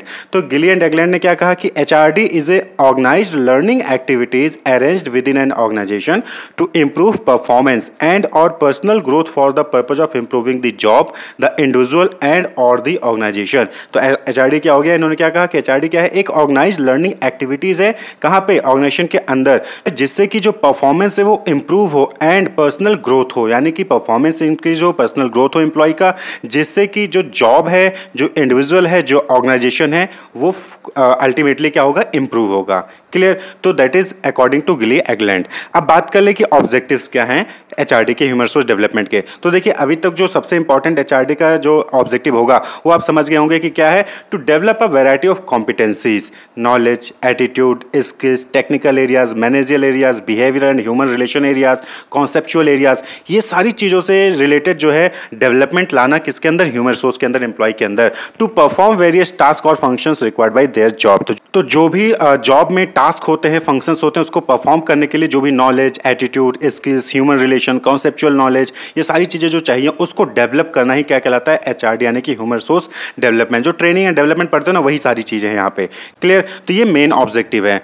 Second है to prepare employ for higher level job. But obvious बात है कि जब आपका डेवलपमेंट होगा, आपके अंदर जो नॉलेज है, एटीट्यूड है, स्किल्स है, टेक्निकल एरिया, मैनेजर एरिया है, इसमें जब डेवलपमेंट होंगे तो आप जो हायर लेवल के हैं, यानी कि आज आप जो है एरिया मैनेजर हो, तो हो सकता है कल जोनल मैनेजर बनाए जाओगे। तो जोनल मैनेजर के लिए जो भी रिक्वायरमेंट होती है, नॉलेज, एटीट्यूड, स्किल्स, वो सारी चीज़ें जब आपके अंदर डेवलप हो जाएंगी तो आगे चल के जो है आप हायर लेवल की जॉब को परफॉर्म कर सकते हो। तो कई बार होता है, इसको क्या कहते हैं? सक्सेशन प्लानिंग कहते हैं। सक्सेशन प्लानिंग में क्या होता है कि ऑर्गेनाइजेशन को लगता है कि जो डायरेक्टर की पोस्ट है वो खाली होने वाली है, तो उस केस में वो क्या करता है कि जो उसके नीचे एचओडी होगा, तो एचओडी को पहले से नॉलेज, स्किल्स, ट्रेनिंग ये सब प्रोवाइड करना स्टार्ट करते हैं, जिससे कि जैसे ही डायरेक्टर की पोस्ट खाली होगा एचओडी को वहां पे ट्रांसफर कर दिया जाएगा to perform higher level job. Clear? तो यहाँ पे क्या हो रहा है कि एम्प्लॉय को हम प्रिपेयर कर ले रहे हैं, जिससे कि डायरेक्टर की पोस्ट जैसे भी खाली होगी तुरंत जो है एचओडी को वो सारी चीजें हम जो है नॉलेज, स्किल्स प्रोवाइड कर चुके होंगे, तो जिससे कि वो डायरेक्टर की पोस्ट को संभाल सकेगा। नेक्स्ट है to promote individual and collective morale. तो बट ऑब्वियस होता है कि जब डेवलपमेंट होगा, एम्प्लॉय के अंदर नॉलेज इंक्रीज होगा, एटीट्यूड उनका सही होगा, स्किल्स उनके अंदर डेवलपमेंट होंगे, ह्यूमन रिलेशन एरिया जो है वो डेवलप होगा, तो जो कलेक्टिव और इंडिविजुअल मोरल है एम्प्लॉय का, वो क्या होगा? डेवलप होगा, यानी कि मोटिवेट होगा एम्प्लॉय कि हाँ हमें जो है नॉलेज प्रोवाइड की जाती है, हमें ट्रेनिंग दी जाती है, हमारा डेवलपमेंट हो रहा है इस ऑर्गेनाइजेशन में, तो हम मोटिवेट होते हैं। तो मोटिवेट होंगे तो आपकी परफॉर्मेंस भी क्या होगी? इंप्रूव होगी। जब एम्प्लॉय की परफॉर्मेंस इंप्रूव होगी तो पूरे ओवरऑल ऑर्गेनाइजेशन की इफेक्टिवनेस परफॉर्मेंस क्या होगी? इंक्रीज होगी। To enhance organisational capabilities. Overall यानी कि जो ऑब्जेक्टिव है उसका ओवरऑल क्या हो गया कि जो ऑर्गेनाइजेशन की कैपेबिलिटीज है उसको इनहेंस करना। ऑर्गेनाइजेशन जो कर सकता है वो इंक्रीज होगा। ऑर्गेनाइजेशन जो कर सकता है वो कौन करता है? ह्यूमन रिसोर्स करता है। तो ओवरऑल क्या होता है यहाँ पे? ऑर्गेनाइजेशन की कैपेबिलिटीज इंक्रीज होती हैं। क्लियर? तो अब एम्प्लॉय की यानी कि ह्यूमन रिसोर्स की डेवलपमेंट के लिए जो है बहुत सारे मैकेनिज्म हैं, बहुत सारे फंक्शंस परफॉर्म किए जाते हैं। तो एचआरडी मैकेनिज्म या फिर एचआरडी फंक्शन आप इनको कह सकते हैं। तो क्या क्या फंक्शंस होते हैं? जैसे परफॉर्मेंस अप्रेजल। ऑर्गेनाइजेशन क्या करती है कि अपने यहाँ के एम्प्लॉय की जो है परफॉर्मेंस को अप्रेज करती है, यानी कि उसको मेजर करती है। क्लियर? यानी कि उसको मेजर करेगी। आप सपोज ये किसी एक एम्प्लॉय को उठाया तो उस एम्प्लॉय के उसके जो ऊपर होंगे, सुपीरियर होंगे, उससे उनकी फीडबैक लेगी, जो उसके साथ काम करेंगे उनसे उसका फीडबैक लेगी, जो उसके नीचे काम कर रहे होंगे उनके उससे जो है उनका फीडबैक लेती है, और फिर उसके बाद उसकी परफॉर्मेंस को क्या करती है? मेजर करती है। और कहीं पे भी अगर लगता है कि हाँ यहाँ पे इंप्रूवमेंट की जरूरत है तो उसको उसके लिए ट्रेनिंग या डेवलपमेंट प्रोवाइड किया जाता है। दूसरा मेथड है एम्प्लॉय ट्रेनिंग। ट्रेनिंग दीजिए, सेमिनार कंडक्ट कराइए, वर्कशॉप कंडक्ट कराइए, या अप्रेंटिसशिप ट्रेनिंग जो है प्रोवाइड कराइए, ठीक है, गाइडेंस प्रोवाइड करिए, काउंसलिंग प्रोवाइड करिए। तो ये डिफरेंट चीजें होती है जिसके जरिए जो है आप इंप्लॉय का डेवलपमेंट कर सकते हैं। नेक्स्ट है करियर प्लानिंग। करियर प्लानिंग का मतलब क्या होता है कि how your skill, talent, values and interest translate into possible job और कैरियर। करियर मतलब क्या होता है? आप कहते हो ना कि मेरा करियर चौपट हो जाएगा अगर मुझे ये जो है कोर्स मेरा डिग्री मुझे नहीं मिली। तो यही चीज़ होता है कि आपको जो है टैलेंट नहीं मिला तो करियर प्लानिंग करना, यानी कि आपके पास क्या टैलेंट है, आपके पास क्या नॉलेज है, उसके अकॉर्डिंग अपने जॉब को, अपने करियर को जो है आइडेंटिफाई करना, that is career planning. Clear? तो यहाँ पे जो है आप इसको प्रोवाइड कर सकते हैं। सक्सेशन प्लानिंग, सक्सेशन प्लानिंग जैसा कि अभी हमने पीछे एग्जांपल दिया कि यहाँ पे क्या होता है कि एक तरीके का बिजनेस स्ट्रेटजी है जहाँ पे क्या करता है कि लीडरशिप रोल, जो हायर लीडरशिप रोल होते हैं उसको पास ऑन किया जाता है जो नीचे वाले लोअर लेवल के एम्प्लॉय होते हैं। तो वही जैसे कि बोला कि हायर लेवल की जॉब पे पोस्ट खाली होने वाली है तो तुरंत बाहर से रिक्रूटमेंट नहीं किया जा सकता, उसके लिए आप क्या कहते हो कि उसके नीचे जो काम कर रहा होता है उसको प्रिपेयर करते हो कि वो जो है हाई लेवल की जॉब को परफॉर्म कर सके। तो सक्सेशन प्लानिंग करते हैं। रोल एनालिसिस एंड डेवलपमेंट, यानी कि एम्प्लॉय की जो रोल होते हैं, जो रिस्पॉन्सिबिलिटीज होती हैं उसको एनालिसिस करिए और उसके अकॉर्डिंग देखिए कि वो क्या वो परफॉर्म कर पा रहा है, नहीं कर पा रहा, नहीं कर पा रहा तो उसको आप डेवलपमेंट जो है करिए, ट्रेनिंग प्रोवाइड करिए। क्वालिटी सर्कल, जो कि आपने जो है ऑपरेशन मैनेजमेंट में पढ़ा होगा। क्वालिटी सर्कल क्या है कि यहाँ पे 10 से 12 लोगों का एक ग्रुप बना दिया जाता है और वो जो है क्वालिटी इंप्रूवमेंट को जो है लेकर डिसीजन लेते हैं, लेकर सजेशंस प्रोवाइड करते हैं। And last but not least that is reward. यहाँ पे क्या होता है कि आपको अगर जो है अपने यहाँ पे एम्प्लॉय की डेवलपमेंट करनी है तो उसका एक और इंपॉर्टेंट मेथड है, दैट इज रिवॉर्ड, यानी कि जो जितना ज़्यादा नॉलेजेबल होगा, स्किलफुल होगा, उसको जो है रिवॉर्ड दिया जाता है। तो यहाँ पे क्या होता है कि जब रिवॉर्ड मिलेगा आपका तो आपका क्या होगा, ऑटोमेटिक आप जो है अपने आप का डेवलपमेंट खुद ही करते हैं। तो that is human resource development. तो अगर आपसे यहाँ पे इंपॉर्टेंस पूछा जाता है कि एचआरडी का क्या इंपॉर्टेंस हो गया, तो पहली चीज़ तो यही होगी कि यहाँ पे जो है क्या हो रहा है कि जो है एम्प्लॉय का डेवलपमेंट हो रहा है, ओवरऑल ऑर्गेनाइजेशन की कैपेबिलिटीज इनहेंस हो रही है, जो एम्प्लॉय है, जो कलेक्टिव एम्प्लॉयज हैं उनका मोरल डेवलप हो रहा है, मोटिवेट हो रहे हैं। क्लियर? इससे जो है हायर लेवल जॉब की परफॉर्म करने के लिए एम्प्लॉय जो है प्रिपेयर हो जाता है, एम्प्लॉय की कैपेबिलिटीज इंप्रूव हो रही है, ऑर्गेनाइजेशन इफेक्टिवनेस इंक्रीज हो रहा है, लॉयल्टी बढ़ेगी, एम्प्लॉय के अंदर जो लॉयल्टी है ऑर्गेनाइजेशन को लेकर वो इंक्रीज होगी। तो ये डिफरेंट इंपॉर्टेंस हो जाएंगे। एचआरएम यानी कि ह्यूमन रिसोर्स मैनेजमेंट और ह्यूमन रिसोर्स डेवलपमेंट यानी एचआरडी में क्या डिफरेंसेस हैं? तो ह्यूमन रिसोर्स मैनेजमेंट और ह्यूमन रिसोर्स डेवलपमेंट, इनका मीनिंग, डेफिनेशन, नेचर, जो फीचर्स और स्कोप है, ये हमने ऑलरेडी डिस्कस कर लिया है। क्लियर? यहाँ पर हम डिफरेंसेस की बात करेंगे। तो 7 बेसिस पे हम जो है एचआरएम और एचआरडी, ह्यूमन रिसोर्स मैनेजमेंट और ह्यूमन रिसोर्स डेवलपमेंट को डिफरेंशिएट करेंगे। तो सबसे पहला जो बेसिस है डिफरेंस का, दैट इज डिफिनेशन। देखिए, human resource management is about managing all aspect of employees within an organisation from recruitment and compensation to performance management and employ relation. तो ह्यूमन रिसोर्स मैनेजमेंट में सभी aspect, employ से related सभी aspect को cover करते हैं, जैसे कि एम्प्लॉय का रिक्रूटमेंट हो गया, सिलेक्शन हो गया, ट्रेनिंग हो गया, डेवलपमेंट हो गया, उनका कॉम्पेंसेशन हो गया, वेज हो गया, फ्रिंज बेनिफिट हो गए, परफॉर्मेंस मैनेजमेंट हो गया, परफॉर्मेंस अप्रेजल हो गया, एम्प्लॉय रिलेशन हो गया, कम्युनिकेशन हो गया, सारा एस्पेक्ट जो एम्प्लॉय से रिलेटेड होता है वो ह्यूमन रिसोर्स मैनेजमेंट में कवर किया जाता है। लेकिन एचआरडी यानी ह्यूमन रिसोर्स डेवलपमेंट, ये जो है ये एक सिस्टमैटिक प्रोसेस है स्किल्स और एबिलिटीज को इनहेंस करने की, यानी कि ऑर्गेनाइजेशन में जो एम्प्लॉय हैं, टीम है या फिर जो पूरे ऑर्गेनाइजेशन है, उसके स्किल्स, उसकी एबिलिटीज को इनहेंस करने का सिस्टमैटिक प्रोसेस को ही हम क्या कहते हैं, एचआरडी, ह्यूमन रिसोर्स डेवलपमेंट। यानी ह्यूमन रिसोर्स मैनेजमेंट एम्प्लॉय को ओवरऑल मैनेज करने पर फोकस करता है, वहीं पर ह्यूमन रिसोर्स डेवलपमेंट एम्प्लॉय की स्किल्स और एम्प्लॉय की एबिलिटीज को बढ़ाने पर फोकस करता है। क्लियर? तो फोकस के बेसिस पे भी आप इसको डिफरेंशिएट कर सकते हैं। तो दूसरा डिफरेंशिएशन है, that is nature. HRM falls under the management function. जो एचआरएम है, ह्यूमन रिसोर्स मैनेजमेंट है, ये क्या है, एक मैनेजमेंट फंक्शन है। आपने पढ़ा होगा planning, organising, staffing, directing, controlling. तो जो स्टाफिंग होता है वो क्या है, एक्चुअली में वो ह्यूमन रिसोर्स मैनेजमेंट ही होता है। क्लियर? वहीं पर एचआरडी क्या है, HRD is A subsidiary of HRM. Actually human resource development में क्या होता है कि एम्प्लॉय के स्किल्स और एबिलिटीज को बढ़ाने पर फोकस किया जाता है, जो कि एचआरएम का ही पार्ट होता है। तो एचआरडी जो है वो एचआरएम का ही एक सब्सिडियरी, एक पार्ट है। क्लियर? फोकस की बात करें, जो नेक्स्ट बेसिस है डिफरेंस का, फोकस, तो HRM oversee the organisations human resource and handle administrative task, policies and procedure. तो एचआरएम में क्या है कि एचआरएम में हम ओवरऑल एम्प्लॉय को मैनेज करते हैं, उनसे रिलेटेड जो भी पॉलिसीज है, उनसे रिलेटेड जो भी प्रोसीजर्स है, कैसे ट्रेनिंग देना है, कैसे डेवलपमेंट करना है, कैसे वर्क को परफॉर्म करना है, job analysis, job evaluation, job design, वो सारी चीजें जो है, लीव को लेकर कोई प्लान है, कॉम्पेंसेशन को लेकर जो प्लान्स है, वो सब कुछ जो है एचआरएम में मैनेज किया जाता है। लेकिन एचआरडी में क्या है, HRD focus on improving employees skills, knowledge and capabilities. Clear? जिससे कि ऑर्गेनाइजेशन का जो गोल है वो ऑब्जेक्टिव वो अचीव हो सके, सक्सेसफुली जो है ऑर्गेनाइजेशन अपने टास्क को अचीव कर सके। क्लियर? तो एचआरडी में मेन फोकस किस पे होता है, एम्प्लॉय के स्किल्स और नॉलेज को कैपेबिलिटीज को बढ़ाने पर। वहीं पर एचआरएम में फोकस होता है एम्प्लॉय को मैनेज करने पर, एम्प्लॉय को कोई तकलीफ ना हो, राइट टाइम पे राइट प्लेस पे एम्प्लॉय जो है रिक्रूट हो जाए, ठीक है, रिक्रूट सेलेक्ट कर लिया जाए, उसको जो है प्रॉपर ट्रेनिंग डेवलपमेंट दे दिया जाए, उसके परफॉर्मेंस अप्रेजल कर लिया जाए, उसका ट्रांसफर डिमोशन उसके कंपनसेशन से रिलेटेड प्लान वहां पर तैयार कर लिया जाए, लीव से रिलेटेड पॉलिसीज तैयार कर ली जाए। क्लियर, वो सारी चीजें एचआरएम में आ जाती है। एचआरडी से फोकस करेगा एम्प्लॉय के स्किल्स नॉलेज कैपेबिलिटीज को बढ़ाने पर। क्लियर, गोल की बात कर ले, नेक्स्ट जो बेसिस है दैट इज एचआरएम का गोल क्या है, एफिशिएंट रिसोर्स यूटिलाइजेशन, यानी कि जो एम्प्लॉइज हैं वो क्या है, एक तरीके का रिसोर्स है ऑर्गेनाइजेशन के लिए, उनका एफिशिएंट यूटिलाइजेशन हो सके, एचआरएम उस पर फोकस करता है। वहीं पर एचआरडी का गोल क्या होता है, इंडिविजुअल परफॉर्मेंस को इंप्रूव करना। जो एम्प्लॉइज हैं, हर एक एम्प्लॉय है, चाहे वो इंडिविजुअली वर्क करे चाहे टीम में वर्क करे, उनका परफॉर्मेंस इंप्रूव हो उस पर फोकस करता है एचआरडी। स्कोप की बात करें तो एचआरएम में recruitment, compensation, managing employ relation, जो लॉज होते हैं, जो गवर्नमेंट लॉज हैं, स्टेट लॉज हैं, उनसे कॉम्प्लायंस करना, ठीक है, ये सारे एक्टिविटीज परफॉर्म होते हैं। लेकिन एचआरडी में मेन फोकस ट्रेनिंग प्रोग्राम और टैलेंट मैनेजमेंट इनिशिएटिव्स पे होता है। क्लियर, एचआरडी में मेन फोकस क्या है, मेन एक्टिविटीज जो हम परफॉर्म करते हैं वो क्या करते हैं, ट्रेनिंग प्रोग्राम और ट्रेनिंग मैनेजमेंट इनिशिएटिव करते हैं। एचआरएम में recruitment, selection, training, development, employ relation, compensation, leave, transfer, demotion, promotion, ये सारी एक्टिविटीज जो है, पॉलिसीज, प्रोसीजर, ये सारी चीजें जो है एचआरएम में परफॉर्म की जाती है। क्लियर, लेकिन एचआरडी मेन फोकस किस पे होता है एचआरडी का, दैट इज ट्रेनिंग प्रोग्राम और ट्रेनिंग मैनेजमेंट इनिशिएटिव, यानी कि ऐसी एक्टिविटीज जिससे स्किल, नॉलेज और कैपेबिलिटीज एम्प्लॉय की बढ़े। क्लियर, नेक्स्ट जो बेसिस है डिफरेंशिएशन का दैट इज डिपेंडेंसी। तो एचआरएम जो है वो एक डिस्टिंक्ट एंटिटी की तरह काम करता है, operate as a distinct entity, separate जो है वर्क करता है, ये किसी पे डिपेंड नहीं होता है। Consist of various sections like recruitment, retention, HRD, compensation, performance appraisal, management, ये सारी चीजें होती हैं।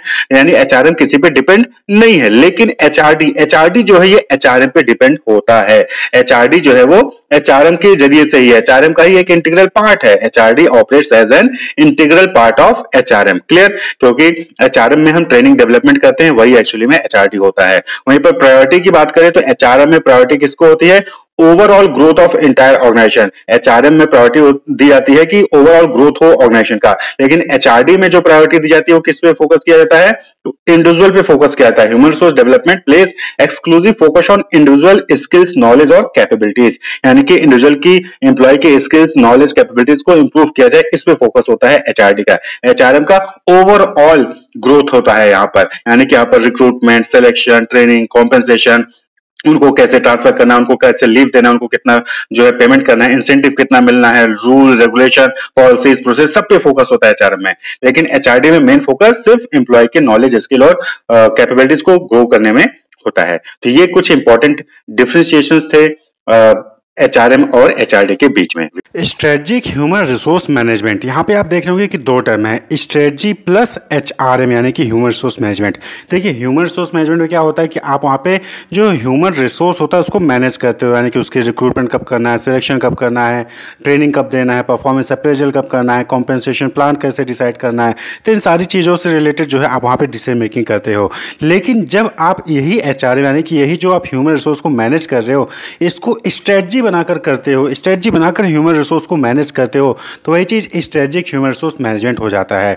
It defines the organisation intention and plan on how its business goal should be achieved through people, यानी कि ह्यूमन रिसोर्स का use करके, people resource का यूज़ करके किस तरीके से जो ऑर्गेनाइजेशन का गोल है या फिर जो ऑब्जेक्टिव है उसको अचीव किया जा सकता है, उसी को हम क्या कहते हैं, स्ट्रेटजिक ह्यूमन रिसोर्स मैनेजमेंट कहते हैं। गूगल में क्या हुआ था कि एक प्रोजेक्ट ऑक्सीजन जो है नाम का प्रोजेक्ट चलाया गया था, जहां पर क्या हुआ था कि 6 टेक्निकल, मतलब कि कुछ टेक्निकल कैंडिडेट्स को जो है बाहर से रिक्रूट किया गया था और उनको ये जॉब दिया गया था कि वो एम्प्लॉय को इंटरव्यू करें और की पॉइंट एरिया को आइडेंटिफाई करें और उस पर जो है काम करें। तो वहाँ पे क्या हुआ कि 6 से 8 की पॉइंट को निकाला गया और उसके ऊपर जो है ट्रेनिंग दी गई एम्प्लॉयज़ को। तो जिससे क्या हुआ कि ओवरऑल इंप्रूवमेंट हुआ पीपल मैनेजमेंट का, और साथ ही साथ जो टर्नओवर था, सेटिस्फैक्शन था, परफॉर्मेंस ओवर टाइम था, वो सारी चीज़ें जो है इंप्रूव हुई हैं। तो ये क्या हुआ, ये स्ट्रेटजिक ह्यूमन रिसोर्स मैनेजमेंट हो गया। आपने एचआरएम किया, आपने नॉर्मली जैसे रिक्रूटमेंट, सिलेक्शन, ट्रेनिंग, परफॉर्मेंस, ये सब चीज़ें होती वो हो रही हैं, लेकिन आपने वहाँ पे क्या किया, उसी चीज़ को स्ट्रेटजी बनाकर, यानी कि आपने एक प्लान बनाकर जो है ह्यूमन रिसोर्स को मैनेज किया, तो वही चीज़ स्ट्रेटजिक ह्यूमन रिसोर्स मैनेजमेंट कहलाती है। तो ये क्या हो गया, a process of managing human resources that links the workforce with the core strategies, objective and goal of an organization। यानी कि जो मेन ऑर्गेनाइजेशन का गोल होता है, ऑब्जेक्टिव होता है, उसको जो है वर्कफोर्स को लिंक करती है कौन? Strategic human resource management. तो यहाँ पे अगर ओवरऑल कहे कि क्या है स्ट्रेटेजिक ह्यूमन रिसोर्स, तो वही है, एचआरएम ही है, लेकिन यहाँ पे आप एक प्लान बनाकर, एक स्ट्रेटजी बनाकर जो है ह्यूमन रिसोर्स का यूज करके आप अपने ऑर्गेनाइजेशन की गोल को अचीव करने की यहाँ पे कोशिश करते हैं। क्लियर? तो according to Wright and Snell, उन्होंने क्या डिफाइन किया कि SHRM can be defined as the organisational system design to achieve sustainable competitive advantage through people. तो यहाँ पे क्या है कि सस्टेनेबल कॉम्पिटिटिव एडवांटेज को अचीव करने की बात हो रही है, किसके जरिए? पीपल के जरिए। तो उसके लिए जो भी स्ट्रेटजीज बनाई जाती है, जो भी प्लान्स तैयार किए जाते हैं, उसी को हम क्या कहते हैं? Strategic human resource management. Sustainable मतलब क्या हो गया? टिकाऊ, यानी कि कॉन्टिन्यूअस लेवल पर जो है आप अपनी कॉम्पिटिटिव एडवांटेज पाना चाहते हैं, यानी कि आपने एक महीने जो है कॉम्पिटिटिव एडवांटेज पा गए, अपने कॉम्पिटिटर से आगे हैं, बाकी जो है पीछे चल रहे हैं, ऐसा नहीं। सस्टेनेबल तो वो कैसे होगा? पीपल का यूज करके, तो ह्यूमन रिसोर्स को मैनेज करके। और ह्यूमन रिसोर्स को मैनेज करने के लिए आप जब स्ट्रेटजी बनाते हो तो वही चीज स्ट्रेटजिक एचआरएम यानी कि स्ट्रेटजिक ह्यूमन रिसोर्स मैनेजमेंट कहलाता है। Clear? It focuses on the following aspects of HR operation. तो यहाँ पे एचआर ऑपरेशन के कुछ एस्पेक्ट्स होते हैं जहाँ पर स्ट्रेटजिक ह्यूमन रिसोर्स मैनेजमेंट में खासकर फोकस किया जाता है। Ensuring practices that foster flexibility and give competitive advantage to the organisation. तो जब भी एचआरएम में स्ट्रेटजी बनाई जाती है, यानी कि स्ट्रेटजिक एचआरएम किया जाता है, तो वहाँ पे फोकस किया जाता है कि जो फ्लेक्सिबिलिटी है उसको जो है मजबूती मिले, और साथ ही साथ जो कॉम्पिटेटिव एडवांटेज है ऑर्गेनाइजेशन का वो इंप्रूव हो। Building a cultural fit for the organisation, इस तरीके से ह्यूमन रिसोर्स को मैनेज किया जाता है स्ट्रेटजी बनाकर कि जो कल्चरल फिट है, यानी कि जो ऑर्गेनाइजेशन का गोल है, ऑब्जेक्टिव है, कल्चर है, उसमें जो है एम्प्लॉय अपने आप को फिट कर सके, आसानी से एडजस्ट कर सके। इंश्योरिंग सुपीरियर बिजनेस परफॉर्मेंस, और बिजनेस परफॉर्मेंस जो है वो सुपीरियर हो, अच्छी परफॉर्मेंस जो है एम्प्लॉय जो है ओवरऑल परफॉर्मेंस दे रहे हो, तो इसको इंश्योर करने के लिए स्ट्रेटजिक ह्यूमन रिसोर्स मैनेजमेंट जो है वो परफॉर्म किया जाता है। Essential for retaining the best talent and development of human resources. आपने देखा होगा कि अक्सर क्या होता है कि जो आपके यहाँ पे टैलेंटेड एम्प्लॉयज़ होते हैं या फिर जो अच्छे एम्प्लॉयज़ होते हैं, अच्छा परफॉर्म करते हैं, वो अक्सर जो है छोड़ के चले जाते हैं, कुछ सालों बाद, 1-2-3 साल बाद हो सकता है कि छोड़ के चले जाते हैं। तो उनको रोक के रखना, उस टैलेंट को अपने पास रोक के रखना और ह्यूमन रिसोर्स को और ज़्यादा डेवलप करने के लिए स्ट्रेटेजिक ह्यूमन रिसोर्स मैनेजमेंट तैयार किया जाता है कि किस तरीके से आप क्या करते हो, प्लान बनाते हो कि किस तरीके से जो आपके एम्प्लॉयज़ हैं, जो अच्छे एम्प्लॉयज़ हैं, उनको रोक के रखा जाए और साथ ही साथ जो अदर एम्प्लॉय हैं उनका डेवलपमेंट किया जाए। It focuses on making employees feel valued and engaged so that they are motivated to stay with the company. तो यहाँ पे जो है फोकस किस पे किया जाता है कि एम्प्लॉय को ये फील कराना कि वो वैल्यूएबल पर्सन है, यानी कि ऑर्गेनाइजेशन के लिए वो वैल्यूड हैं। क्लियर? और उनको इंगेज्ड है, वो इंगेज्ड है ऑर्गेनाइजेशन के साथ मिलकर काम कर रहे हैं, वो अटैच्ड है, जिससे कि वो मोटिवेट हो और जो है कंपनी के साथ जुड़े रहे हमेशा के लिए।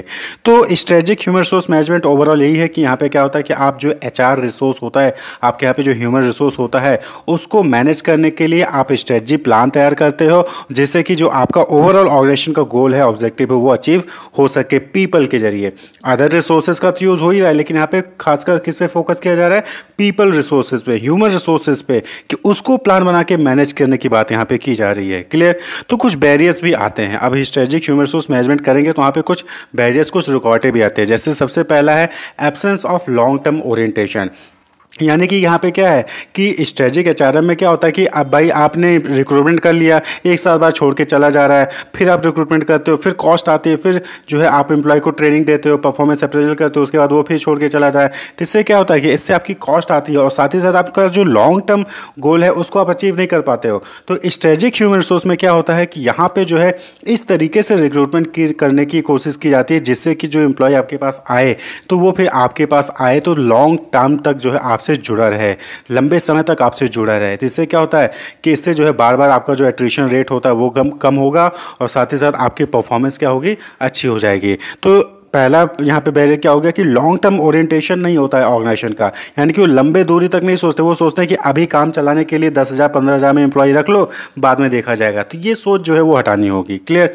दूसरा है lack of adequate support from top management, यानी कि स्ट्रेटेजिक ह्यूमन रिसोर्स मैनेजमेंट करने के लिए जो टॉप मैनेजमेंट से सपोर्ट चाहिए होता है, जो भी फिनेंशियल सपोर्ट हो गया, फिर जो डिसीजन सपोर्ट हो गया, वो सपोर्ट जो है आपको नहीं मिलता है, इसलिए वजह से स्ट्रेटेजिक एचआरएम नहीं हो पाता है। Resistance from labour union union अब स्ट्रेटजिक एचआरएम कर रहे हो तो वहाँ पे बहुत सारी चीज़ें जो ट्रेडिशनल वे में थी उसको आप चेंज करने की बात करते हो। अब पहले क्या था कि पहले आप एडवर्टीजमेंट निकालते थे, अब आजकल क्या है कि आप वेबसाइट पे जो है अपने करियर पेज पे निकाल देते हो और उसके बाद वहाँ से लोग अप्लाई कर लेते हैं। तो बहुत बार ऐसा होता है कि जहाँ पर लेबर यूनियन होते हैं वो रजिस्टर करते हैं, यानी कि वो चेंज करने पे रोक लगाते हैं, वो नहीं चाहते हैं कि चेंज हो। तो इसकी वजह से भी जो है यहाँ पे स्ट्रेटजिक ह्यूमन रिसोर्स में जो है प्रॉब्लम आती है। फियर ऑफ फेल्योर यानी कि जब भी आप कोई नया प्लान जो है इम्प्लीमेंट करने की कोशिश करते हैं एसएचआरएम में क्लियर एम्प्लॉय को लेकर, तो वहाँ पे क्या है कि वहाँ पे आपको ये डर भी रहता है कि कहीं ये प्लान फेल ना हो जाए। तो उसकी वजह से भी जो है आप यहाँ पे एसएचआरएम को इम्प्लीमेंट करने पे, एसएचआरएम को प्लान करने पे जो है वहाँ पे दिक्कत आती है। नेक्स्ट है रिजिडिटी टू एचआर प्रैक्टिसेस, यानी कि यहाँ पे क्या है कि जो आपका पुराना मेथड था एचआर का, वही एचआर का जो है आज आप भी वही मेथड यूज़ कर रहे हो। पहले आप एडवर्टीजमेंट का यूज़ करते थे रिक्रूटमेंट सिलेक्शन के लिए, आज भी जो है आप वही चीज़ यूज़ कर रहे हो। तो ये रिजिडिटी हो गई, यानी कि आज के टाइम पे क्या हो गया कि आज के टाइम पे डिजिटल प्लेटफॉर्म का भी यूज़ किया जा रहा है रिक्रूटमेंट सिलेक्शन के लिए, तो आपको भी चेंज होना पड़ेगा। लेकिन क्या होता है कि बहुत सारे ऑर्गेनाइजेशन वो जो है चेंज नहीं करते हैं, रिजिड हो जाते हैं, तो उस वो भी क्या है बैरियर है। फियर ऑफ एट्रिक्शन, यानी कि बहुत बार ऐसा होता है कि आप जो है एम्प्लॉय को रिक्रूट करते हो, उसको सिलेक्ट करते हो, उसको ट्रेनिंग देते हो, उसका डेवलपमेंट करते हो, और फिर जब वो अच्छा परफॉर्म करने लगता है तो जो आपके कॉम्पिटिटर होते हैं वो जो है उनको अट्रैक्ट कर लेते हैं हायर सैलरी पैकेज देकर। तो यहाँ पे भी जो है ये फियर होता है कि कहीं आप जो है पूरा एम्प्लॉय पे आप पूरा मेहनत कर रहे हो और बाद में एम्प्लॉय जो है वेल ट्रेंड हो जाता है तो छोड़ के आपके पास से कहीं और चला गया। तो इस वजह से भी लोग क्या करते हैं स्ट्रेटजिक एचआरएम को इम्प्लीमेंट करने से बचते हैं कि क्यों मेहनत करें हम, क्योंकि हो सकता है कि जब एम्प्लॉय को हम डेवलप करेंगे तो छोड़ के कहीं और चला जाएगा। तो इसका भी डर होता है। तो ये कुछ बैरियर्स हैं जिसकी वजह से एसएचआरएम जो है सही से इम्प्लीमेंट नहीं हो पाता है डिफरेंट ऑर्गेनाइजेशन में। तो होप आपको क्लियर होगा कि स्ट्रेटजिक ह्यूमन रिसोर्स मैनेजमेंट क्या है। Linking HR strategy with business strategy. देखिए स्ट्रेटजी का मतलब होता है प्लान, तो business strategy defines how a company will achieve it's goal in the market, यानी कि मार्केट में जो भी बिजनेस ऑर्गेनाइजेशन का गोल है उस गोल को कैसे अचीव करेगी, उसके लिए क्या प्लान है, उस चीज को डिफाइन करता है business strategy. Clear, it outlines the overall direction of the company including its mission, vision, goal and how it plans to compete in the market. तो मार्केट में कैसे कम्पीट करना है, ऑर्गेनाइजेशन का क्या मिशन, विजन, गोल होगा, कंपनी का direction क्या होगा, ये सारी चीजों को जो है बिजनेस स्ट्रेटजी आउटलाइन करती है। मेन फोकस होता है कि मार्केट में कैसे कंपीट करेगी, उसका क्या प्लान है, गोल को अचीव कैसे करेगी, उसका क्या प्लान है। क्लियर। वहीं पर एचआर स्ट्रेटजी का मतलब क्या हो गया कि human resource strategy focus on how people and their skill can contribute to that strategy, यानी कि जो बिजनेस स्ट्रेटजी है उसमें कैसे ह्यूमन रिसोर्स जो है वो या जो पीपल हैं, जो एम्प्लॉय हैं, उनकी स्किल्स कैसे जो है वो कंट्रीब्यूट कर सकती है। भाई कोई भी गोल अचीव करना होगा बिजनेस ऑर्गेनाइजेशन को, कोई भी गोल अचीव करना है, कोई भी टास्क परफॉर्म करना है, तो उसके लिए एम्प्लॉय की रिक्वायरमेंट होगी। तो एक सही एम्प्लॉय सही टाइम पर प्लेस करना ही जो है एचआर स्ट्रेटजी के अंदर आएगा। तो एचआर किस पे फोकस करता है, एम्प्लॉय पे, कि राइट टाइम पे राइट पर्सन को राइट प्लेस पे जो है प्लेस किया जाए। क्लियर। वहीं पर बिजनेस स्ट्रेटजी फोकस करता है कि हम कैसे मार्केट में कंपीट करें, कैसे अपने गोल को, टारगेट को अचीव करें। तो उस गोल को जो बिजनेस स्ट्रेटजी में जो टास्क बनाया गया है, जो प्लान तैयार किया गया है, उस प्लान को एग्जीक्यूट करने के लिए सही एम्प्लॉय का होना जरूरी है। तो इसलिए जो एचआर है वो बिजनेस से लिंक्ड है। बिजनेस स्ट्रेटजी में जो भी प्लान तैयार किया जा रहा है उसके अकॉर्डिंग एचआर की स्ट्रेटजी बनती है। भाई एचआर की स्ट्रेटजी इस पे डिपेंड करेगी ना कि बिजनेस का गोल क्या है, बिजनेस का मिशन क्या है, बिजनेस का विजन क्या है, बिजनेस का जो प्लान होगा उसके अकॉर्डिंग एचआर को जो है अपनी स्ट्रेटजी बनानी पड़ेगी। जैसे कि अब सपोज करिए कि कोई कंपनी है, उसकी बिजनेस स्ट्रेटजी है कि वो आगे चल के नए मार्केट में एक्सपेंड करेगा, यानी कि अभी तक जो है वो किसी दूसरे मार्केट में अपना बिजनेस परफॉर्म करता था, अब वो नए मार्केट में इंटर करना चाहता है। तो ऐसे केस में एचआर में need to focus on recruiting and training employ who are skilled in that market, यानी कि जिस मार्केट में बिजनेस जो नया बिजनेस प्लान तैयार हो रहा है, जिसमें हम ये सोच रहे हैं कि ऑर्गेनाइजेशन नए मार्केट में इंटर करेगा, तो उस नए मार्केट में नए मार्केट की नॉलेज रखने वाले लोगों को रिक्रूट करना पड़ेगा, उनको ट्रेनिंग प्रोवाइड करनी पड़ेगी। ये एचआर की स्ट्रेटजी हो जाएगी। क्लियर। इसी तरीके से अगला एग्जांपल देखिए, तो if a company business strategy is to improve customer service, यानी कि अगर कोई बिजनेस ऑर्गेनाइजेशन है वो स्ट्रेटजी बना रही है कि उसको अपना कस्टमर सर्विस इंप्रूव करना है, तो ऐसे केस में जो ह्यूमन रिसोर्स डिपार्टमेंट होगा उसको इस चीज पे फोकस करना पड़ेगा कि उसी से रिलेटेड स्ट्रेटजी बनानी पड़ेगी कि कैसे वो अपने एम्प्लॉय को ट्रेनिंग और डेवलपमेंट प्रोग्राम प्रोवाइड करे, जिससे कि उनका कस्टमर के साथ कैसे इंटरेक्ट करना है वो इंप्रूव हो। क्लियर। तो एचआर की स्ट्रेटजी इस चीज पे डिपेंड करेगी कि बिजनेस की स्ट्रेटजी क्या है, यानी कि दोनों ही लिंक्ड हैं। क्लियर। एचआर की स्ट्रेटजी किस चीज पे डिपेंड करेगी कि बिजनेस की स्ट्रेटजी क्या है, बिजनेस नया मार्केट में एंटर करना चाहता है तो एचआर को उसके अकॉर्डिंग रिक्रूटमेंट और ट्रेनिंग डेवलपमेंट करना पड़ेगा।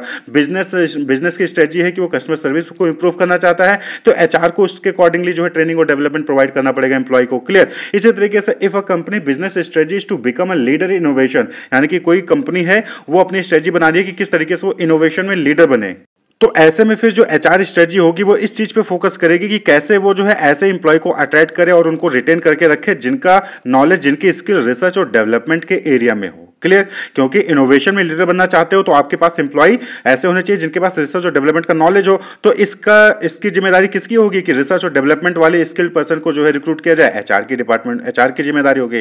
तो एचआर की स्ट्रेटजी जो भी बनेगी वो डिपेंड करेगी कि बिजनेस की स्ट्रेटजी क्या है, यानी कि एचआर स्ट्रेटजी और बिजनेस स्ट्रेटजी दोनों क्या है, लिंक्ड है। क्यों? देखिए, अगर एचआर की स्ट्रेटजी फेल हो गई तो बिजनेस जो है अपना जो बिजनेस ने जो भी प्लान बनाया था, ऑर्गेनाइजेशन ने जो भी प्लान बनाया था वो अचीव नहीं कर पाएगा। क्योंकि अगर आप कस्टमर सर्विस इंप्रूव करना चाहते हो तो उसके लिए एम्प्लॉय को प्रॉपर ट्रेनिंग और डेवलपमेंट होना चाहिए, एम्प्लॉय को कस्टमर के साथ इंटरेक्ट करना आना चाहिए, तभी तो कस्टमर सर्विस आप जो इंप्रूव कर पाओगे। अगर एचआर खराब है तो बिजनेस अपनी टारगेट को अचीव नहीं कर पाएगा। यानी कि एचआर स्ट्रेटजी एक इंपॉर्टेंट रोल प्ले करता है बिजनेस स्ट्रेटजी में। बिजनेस अपने गोल को अचीव कर सके, बिजनेस अपने प्लान को जो है इनिशिएट कर सके, उसको एग्जीक्यूट कर सके, उसके लिए जरूरी है कि एचआर की स्ट्रेटजी प्रॉपर हो और सही तरीके से उसको रन करे। तो HR can be a key driver of a success by influencing areas like talent acquisition, retention, training and development, all of which impact a company's overall performance. तो कंपनी के ओवरऑल परफॉर्मेंस पे HR की strategy जो है वो effect डालती है। HR की स्ट्रेटजी अगर पुअर है, एचआर की स्ट्रेटजी अगर खराब है, सही तरीके का एम्प्लॉय जो है अवेलेबल नहीं है, सही टाइम पे अवेलेबल नहीं है, तो फिर बिजनेस जो की परफॉर्मेंस है वो पुअर हो जाएगी, बिजनेस सही से परफॉर्म नहीं कर पाएगा। लेकिन अगर एचआर की स्ट्रेटजी अच्छी है, एचआर की स्ट्रेटजी अच्छी है, एचआर सही टाइम पे जो है राइट टाइप के पर्सन, राइट टाइप के एम्प्लॉय को जो है प्रोवाइड कर रही है, स्किल्ड जो है एम्प्लॉय को वहां पर प्रोवाइड कर रही है, तो बिजनेस अपने गोल को अचीव कर पाएगी, कंपनी का ओवरऑल परफॉर्मेंस भी वो अच्छा रहेगा। तो एचआर स्ट्रेटजी और बिजनेस स्ट्रेटजी दोनों आपस में लिंक्ड होते हैं। स्ट्रेटजी का मतलब क्या होता है? प्लान होता है। क्लियर, जैसे कि हमने बताया। तो बिजनेस का जो भी प्लान है उसको अचीव करने के लिए एचआर का प्लान जो है वहां पर जरूरी है, और एचआर का प्लान जो है वो बिजनेस के प्लान पे डिपेंड करेगा। बिजनेस का क्या प्लान है उसके अकॉर्डिंगली एचआर का प्लान जो है वहां पर तैयार होता है। क्लियर। तो एचआर स्ट्रेटजी और बिजनेस स्ट्रेटजी दोनों ही लिंक्ड होते हैं। Role of HR manager. देखिए, रोल का मतलब होता है योगदान, भूमिका, फिर कार्य। तो यानी एचआर मैनेजर के क्या कार्य होते हैं, क्या भूमिका होती है? तो ह्यूमन रिसोर्स मैनेजमेंट, यानी कि ह्यूमन रिसोर्स को मैनेज करना। क्लियर। तो जो ह्यूमन रिसोर्स को मैनेज करता है उसको हम एचआर मैनेजर कहते हैं। तो ह्यूमन रिसोर्स मैनेजर। क्लियर। तो ह्यूमन रिसोर्स मैनेजर है तो यानी कि ये ह्यूमन रिसोर्स को मैनेज करने के लिए जो भी एक्टिविटीज परफॉर्म की जा रही हैं, चाहे वो रिक्रूटमेंट हो, सिलेक्शन हो, ट्रेनिंग डेवलपमेंट हो, उनको कंपनसेशन, बेनिफिट, लीव, ये सारी चीजें अलाउ करनी हो, देना हो, परफॉर्मेंस को अप्रेज करना हो, ट्रांसफर, डिमोशन, प्रमोशन, ये सारी एक्टिविटीज जो है वो एचआर मैनेजर मैनेज करता है। तो रोल ऑफ एचआर मैनेजर, यानी कि एचआर मैनेजर क्या काम करता है?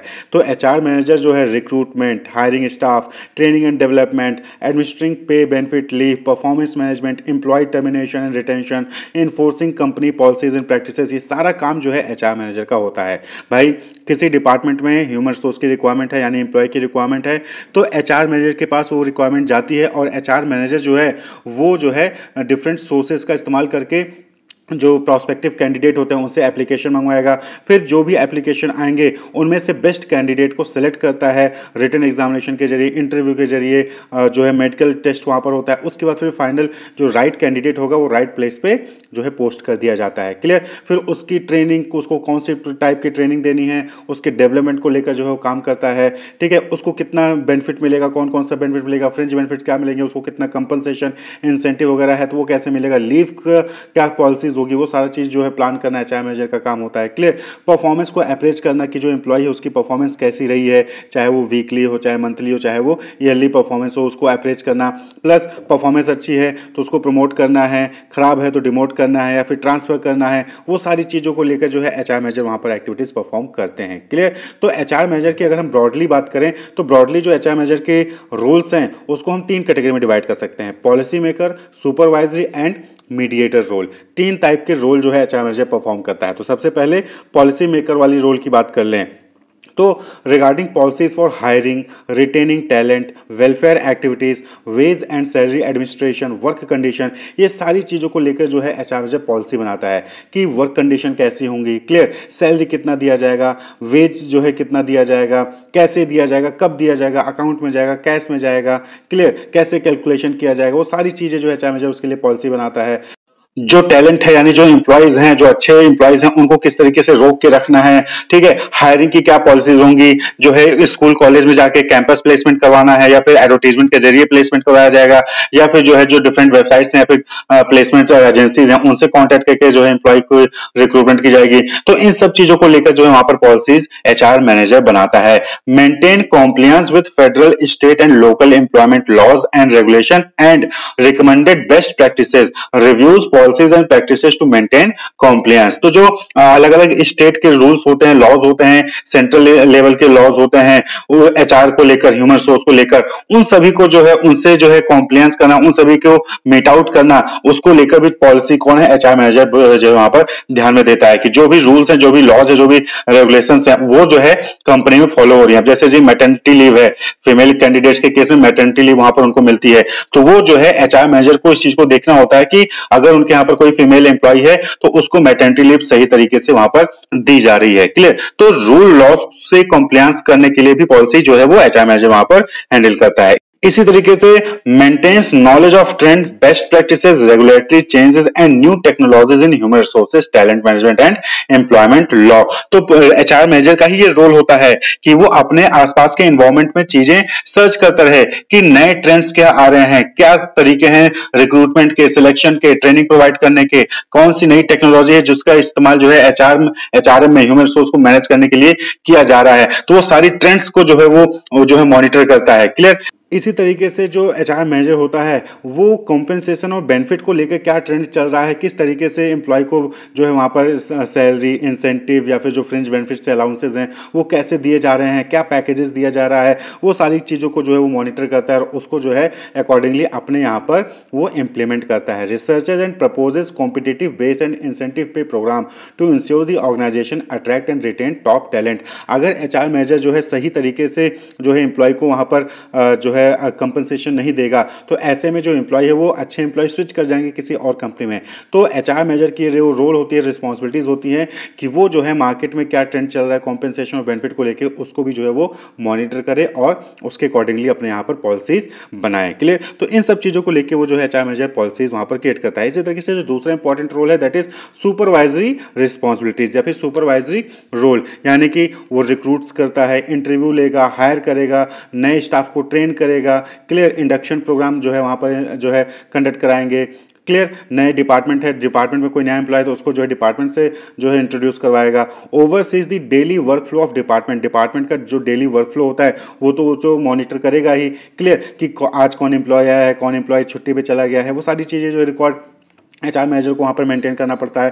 Provide constructive and timely performance evaluation, किस एम्प्लॉय की कैसी परफॉर्मेंस है, ठीक है, ईयरली, मंथली, वीकली, वो सारी चीज़ें रिकॉर्ड तैयार करना और फिर उसको जो है कम्युनिकेट करना डिफरेंट डिपार्टमेंट को और हाई लेवल मैनेजर्स को, उनको भी जो है वो सुपर एचआर मैनेजर का रोल होता है। Handles discipline and termination of employees in accordance with company policy, अगर कोई जो है एम्प्लॉय छोड़ के जा रहा है या फिर उसकी परफॉर्मेंस खराब है तो उसको टर्मिनेट किया जा रहा है, किसी के अगेंस्ट डिसिप्लिनरी एक्शन लिया गया है, तो वो सारा कुछ कौन मैनेज कर रहा है, एचआर मैनेजर जो है वो चीजें मैनेज करता है। और अगर कोई इनडिसिप्लिन बिहेवियर शो करता है कि कोई एम्प्लॉय, तो वो भी एचआर मैनेजर को वहां पर देखना होता है। तो ये सुपरवाइजर रिस्पॉन्सिबिलिटीज भी होती हैं एचआर मैनेजर की। और इसी तरीके से मीडिएटर का रोल भी परफॉर्म करना पड़ता है एचआर मैनेजर को एचआरएम में। At the time of conflict and grievances, बहुत सारे ऐसे एम्प्लॉयज होंगे जिनके ग्रेवियंस होगा कि भाई मेरी क्वालिफिकेशन से मैं सेम टास्क जो है परफॉर्म कर रहा हूं जो है ऑर्गेनाइजेशन में, और सेम क्वालिफिकेशन और टास्क परफॉर्म करने वाला दूसरा एम्प्लॉय है, उसको ज्यादा इंसेंटिव मिल रहा है, ज्यादा सैलरी मिल रही है, मुझे कम इंसेंटिव मिल रहा है, कम सैलरी मिल रही है, तो ऐसे में जो है ग्रेवियंसेस आते हैं। तो यहां पर फिर एचआर मैनेजर का रोल इंपॉर्टेंट हो जाता है कि एचआर मैनेजर कैसे उस चीज को हैंडल करता है, कैसे उस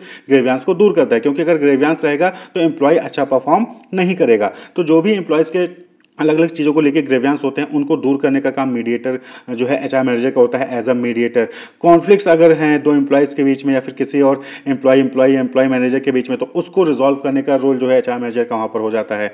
clear. To maintain industrial peace maintain करने के लिए मीडिएटर का रोल एचआर मैनेजर को परफॉर्म करना पड़ता है। इंडस्ट्रियल डिस्प्यूट्स जो होते हैं, क्लियर, जो अलग अलग ट्रेड यूनियंस होते हैं उनसे जो है डिस्प्यूट्स हो सकता है, तो उस केस में एचआर मैनेजर को जो वहाँ पर as a mediator role perform करना पड़ता है। Resolving conflicts between two employees, supervisor and subordinate, management and employ, तो अलग अलग लोगों के बीच में जो है कॉन्फ्लिक्ट्स हो सकता है, तो उसको रिजॉल्व करने में एचआर मैनेजर का इंपॉर्टेंट रोल होता है। क्लियर। तो ये जो है कुछ अलग अलग टाइप के रोल थे जो कि एचआर मैनेजर परफॉर्म करता है। तो एचआर मैनेजर यानी कि ह्यूमन रिसोर्स को मैनेज करने वाला पर्सन, तो वो ह्यूमन रिसोर्स को क्या क्या मैनेज करेगा, वो ह्यूमन रिसोर्स को पहले चेक करेगा कि प्लानिंग करेगा कि कहाँ पे किस डिपार्टमेंट में कितने ह्यूमन रिसोर्स की रिक्वायरमेंट है, उसके अकॉर्डिंग फिर वो रिक्रूटमेंट के सोर्सेज को फाइंड आउट करेगा और जो बेस्ट सोर्स होगा वहां से जो है रिक्रूटमेंट के लिए एडवर्टाइजमेंट देगा। क्लियर। फिर वहां से जो है प्रोस्पेक्टिव कैंडिडेट का एप्लीकेशन आता है, फिर उनका सिलेक्शन, बेस्ट कैंडिडेट को सिलेक्ट किया जाएगा, उनको ट्रेनिंग देना, उनका डेवलपमेंट करना, उनके कंपनसेशन डिसाइड करना, उनको इंसेंटिव्स डिसाइड करना। क्लियर। उनकी परफॉर्मेंस को मैनेज करना, परफॉर्मेंस को अप्रेजल करना, उनका ट्रांसफर, डिमोशन, प्रमोशन, ये सारा काम जो है कौन मैनेज करता है, एचआर जो है वो ह्यूमन रिसोर्स मैनेजर जो है वो मैनेज करता है। ये जो अलग अलग लॉज हैं एचआर से रिलेटेड, ह्यूमन रिसोर्स से रिलेटेड, उनको डील करना। क्लियर। तो नए ट्रेंड्स चल रहे हैं, जो नई टेक्नोलॉजी आ रही है ह्यूमन रिसोर्स को मैनेज करने के लिए, उन चीज़ों से अप टू डेट रखना। क्लियर। तो ये सारे अलग अलग रोल्स हैं जो कि एचआर मैनेजर परफॉर्म करता है ऑर्गेनाइजेशन में। Role of HR manager in merger and acquisition. देखिए, मर्जर और एक्विजिशन क्या होता है।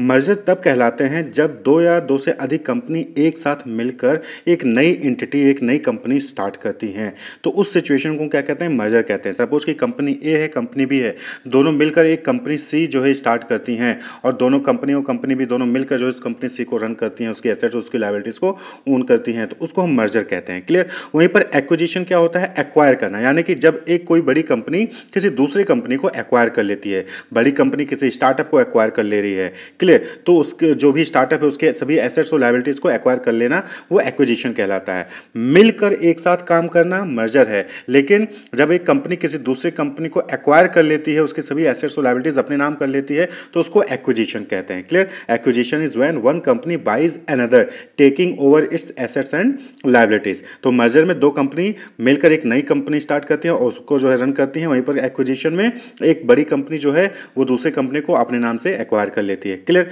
तो इस केस में जब भी मर्जर और एक्विजिशन होता है तो एचआर मैनेजर का क्या रोल होता है वो हम यहां पर डिस्कस करें। तो देखिए, सबसे इंपॉर्टेंट रोल जो एचआर मैनेजर का है वो ये इंश्योर करना है कि जो एम्प्लॉय हैं, भाई मर्जर हो रहा है तो दो अलग अलग कंपनी एक साथ मिलकर काम करेंगी, या फिर एक्विजिशन हो रहा है तो एक कंपनी ने किसी दूसरे कंपनी को एक्वायर कर लिया है, तो ऐसे में जो एम्प्लॉयज़ हैं वो भी तो ट्रांसफर होंगे, वो भी जो है कंपनी ए के एम्प्लॉय कंपनी बी के साथ काम करेंगे, कंपनी बी के एम्प्लॉय कंपनी ए के साथ काम करेंगे। क्लियर। या फिर एक्वायर हो रहा है, एक्विजिशन हो रहा है, तो जो जिसको एक्वायर किया गया उस कंपनी के एम्प्लॉय अब जो है किसी दूसरी कंपनी के साथ जाके काम करने लगेंगे, तो वहाँ का सिचुएशन, वहाँ का कल्चर, वहाँ की वर्किंग कंडीशन सब डिफरेंट होगी। तो ऐसे में ट्रांजिशन जो है वो स्मूथ हो, सॉफ्ट हो, इस चीज को इंश्योर करना वो एचआर मैनेजर का इंपॉर्टेंट रोल होता है मर्जर और एक्विजिशन के केस में। तो HR role in merger and acquisition is to ensure that employees experience a soft and smooth transition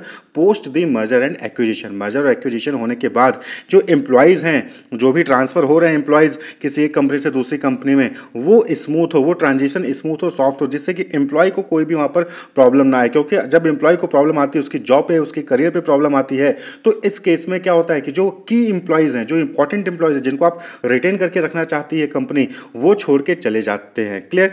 बहुत से ऐसे एम्प्लॉयज होते हैं जब मर्जर एक्विजिशन होता है उनको निकाल दिया जाता है, लेकिन वहीं पर बहुत सारे ऐसे इंपॉर्टेंट एम्प्लॉयज होते हैं, की एम्प्लॉयज होते हैं, जो अच्छे टैलेंट के एम्प्लॉय होते हैं, उनको जो है रिटेन करके कंपनी रखना चाहती है, तो उनका जो है ट्रांजिशन स्मूथ हो, इस चीज को इंश्योर करना एचआर मैनेजर का रिस्पॉन्सिबिलिटी होता है। HR manager communicate the merger and acquisition process and its impact on employees to maintain transparency and address concern। HR manager का ये रोल होता है कि मर्जर एक्विजिशन हो रहा है तो उसके प्रोसेस को एम्प्लॉय के साथ जो है कम्युनिकेट करें, और उसका क्या इम्पैक्ट पड़ेगा एम्प्लॉय पे, उस चीज को जो है वहां पर कम्युनिकेट करें और ट्रांसपेरेंसी मेंटेन रखें, जिससे कि एम्प्लॉय के मन में कोई भी डाउट ना हो और एम्प्लॉय जो है अपना परफॉर्मेंस वो एज इट इज देता रहे, अच्छा परफॉर्म करे ऑर्गेनाइजेशन में। Clear.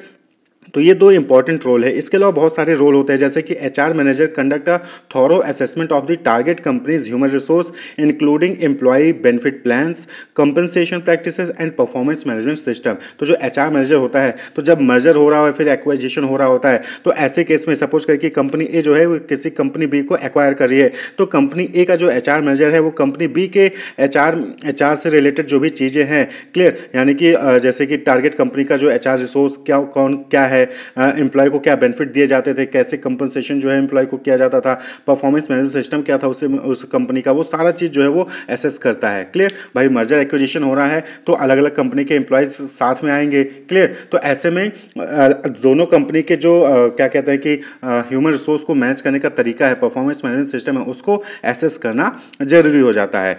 Ensuring compliance with HR related laws and regulation. जब भी मर्जर एक्विजिशन होता है तो वहाँ पर बहुत सारे गवर्नमेंट के रूल्स रेगुलेशन है, लॉज है, जिसको फॉलो करना जरूरी है। तो उस चीज़ को कि ये चीज़ कंप्लायंस हो रही है, उसका अनुपालन हो रहा है कि नहीं हो रहा है, वो चीज़ इंश्योर करना एचआर मैनेजर का रोल होता है। क्लियर, कॉम्पेंसेशन से, बेनिफिट से, लेबर रिलेशन से रिलेटेड जो भी लॉज रेगुलेशन हैं उनको जो है पूरा करना, उनका कॉम्प्लायंस करना, उस चीज़ को इंश्योर करना एचआर मैनेजर का रोल होता है। Communicating with employees about the transaction including it's impact on their job and benefit and answering questions and concern. बहुत सारे क्वेश्चंस होते हैं, बहुत सारे डाउट्स होते हैं एम्प्लॉयज़ के मन में कि मर्जर एक्विजिशन होगा तो उस केस में उनके साथ क्या होगा, उनकी क्या जॉब होगी, उनकी क्या रिस्पॉन्सिबिलिटीज़ होगी, ऐसा तो नहीं उनको निकाल दिया जाएगा, या फिर जो भी डाउट्स हैं उस चीज़ को सॉल्व करना, उस चीज़ को रिजॉल्व करना एचआर मैनेजर का वहाँ पर जो है रोल हो जाता है। ठीक है, they help employees navigate change by providing support and resources, addressing resistance to change and communicating the benefit of the transaction. तो एचआर मैनेजर का यहाँ पर इंपॉर्टेंट रोल हो जाता है कि एम्प्लॉय को नेविगेट करने में हेल्प करें, यानी कि उनको दूसरी कंपनी में जाने में वो हेल्प करें, उनको सपोर्ट करें, उनको जो भी रिसोर्सेज है उस चीज़ को प्रोवाइड करें, जो भी एम्प्लॉय के मन में डाउट्स हैं, क्वेश्चंस हैं, उसको रिजॉल्व करें।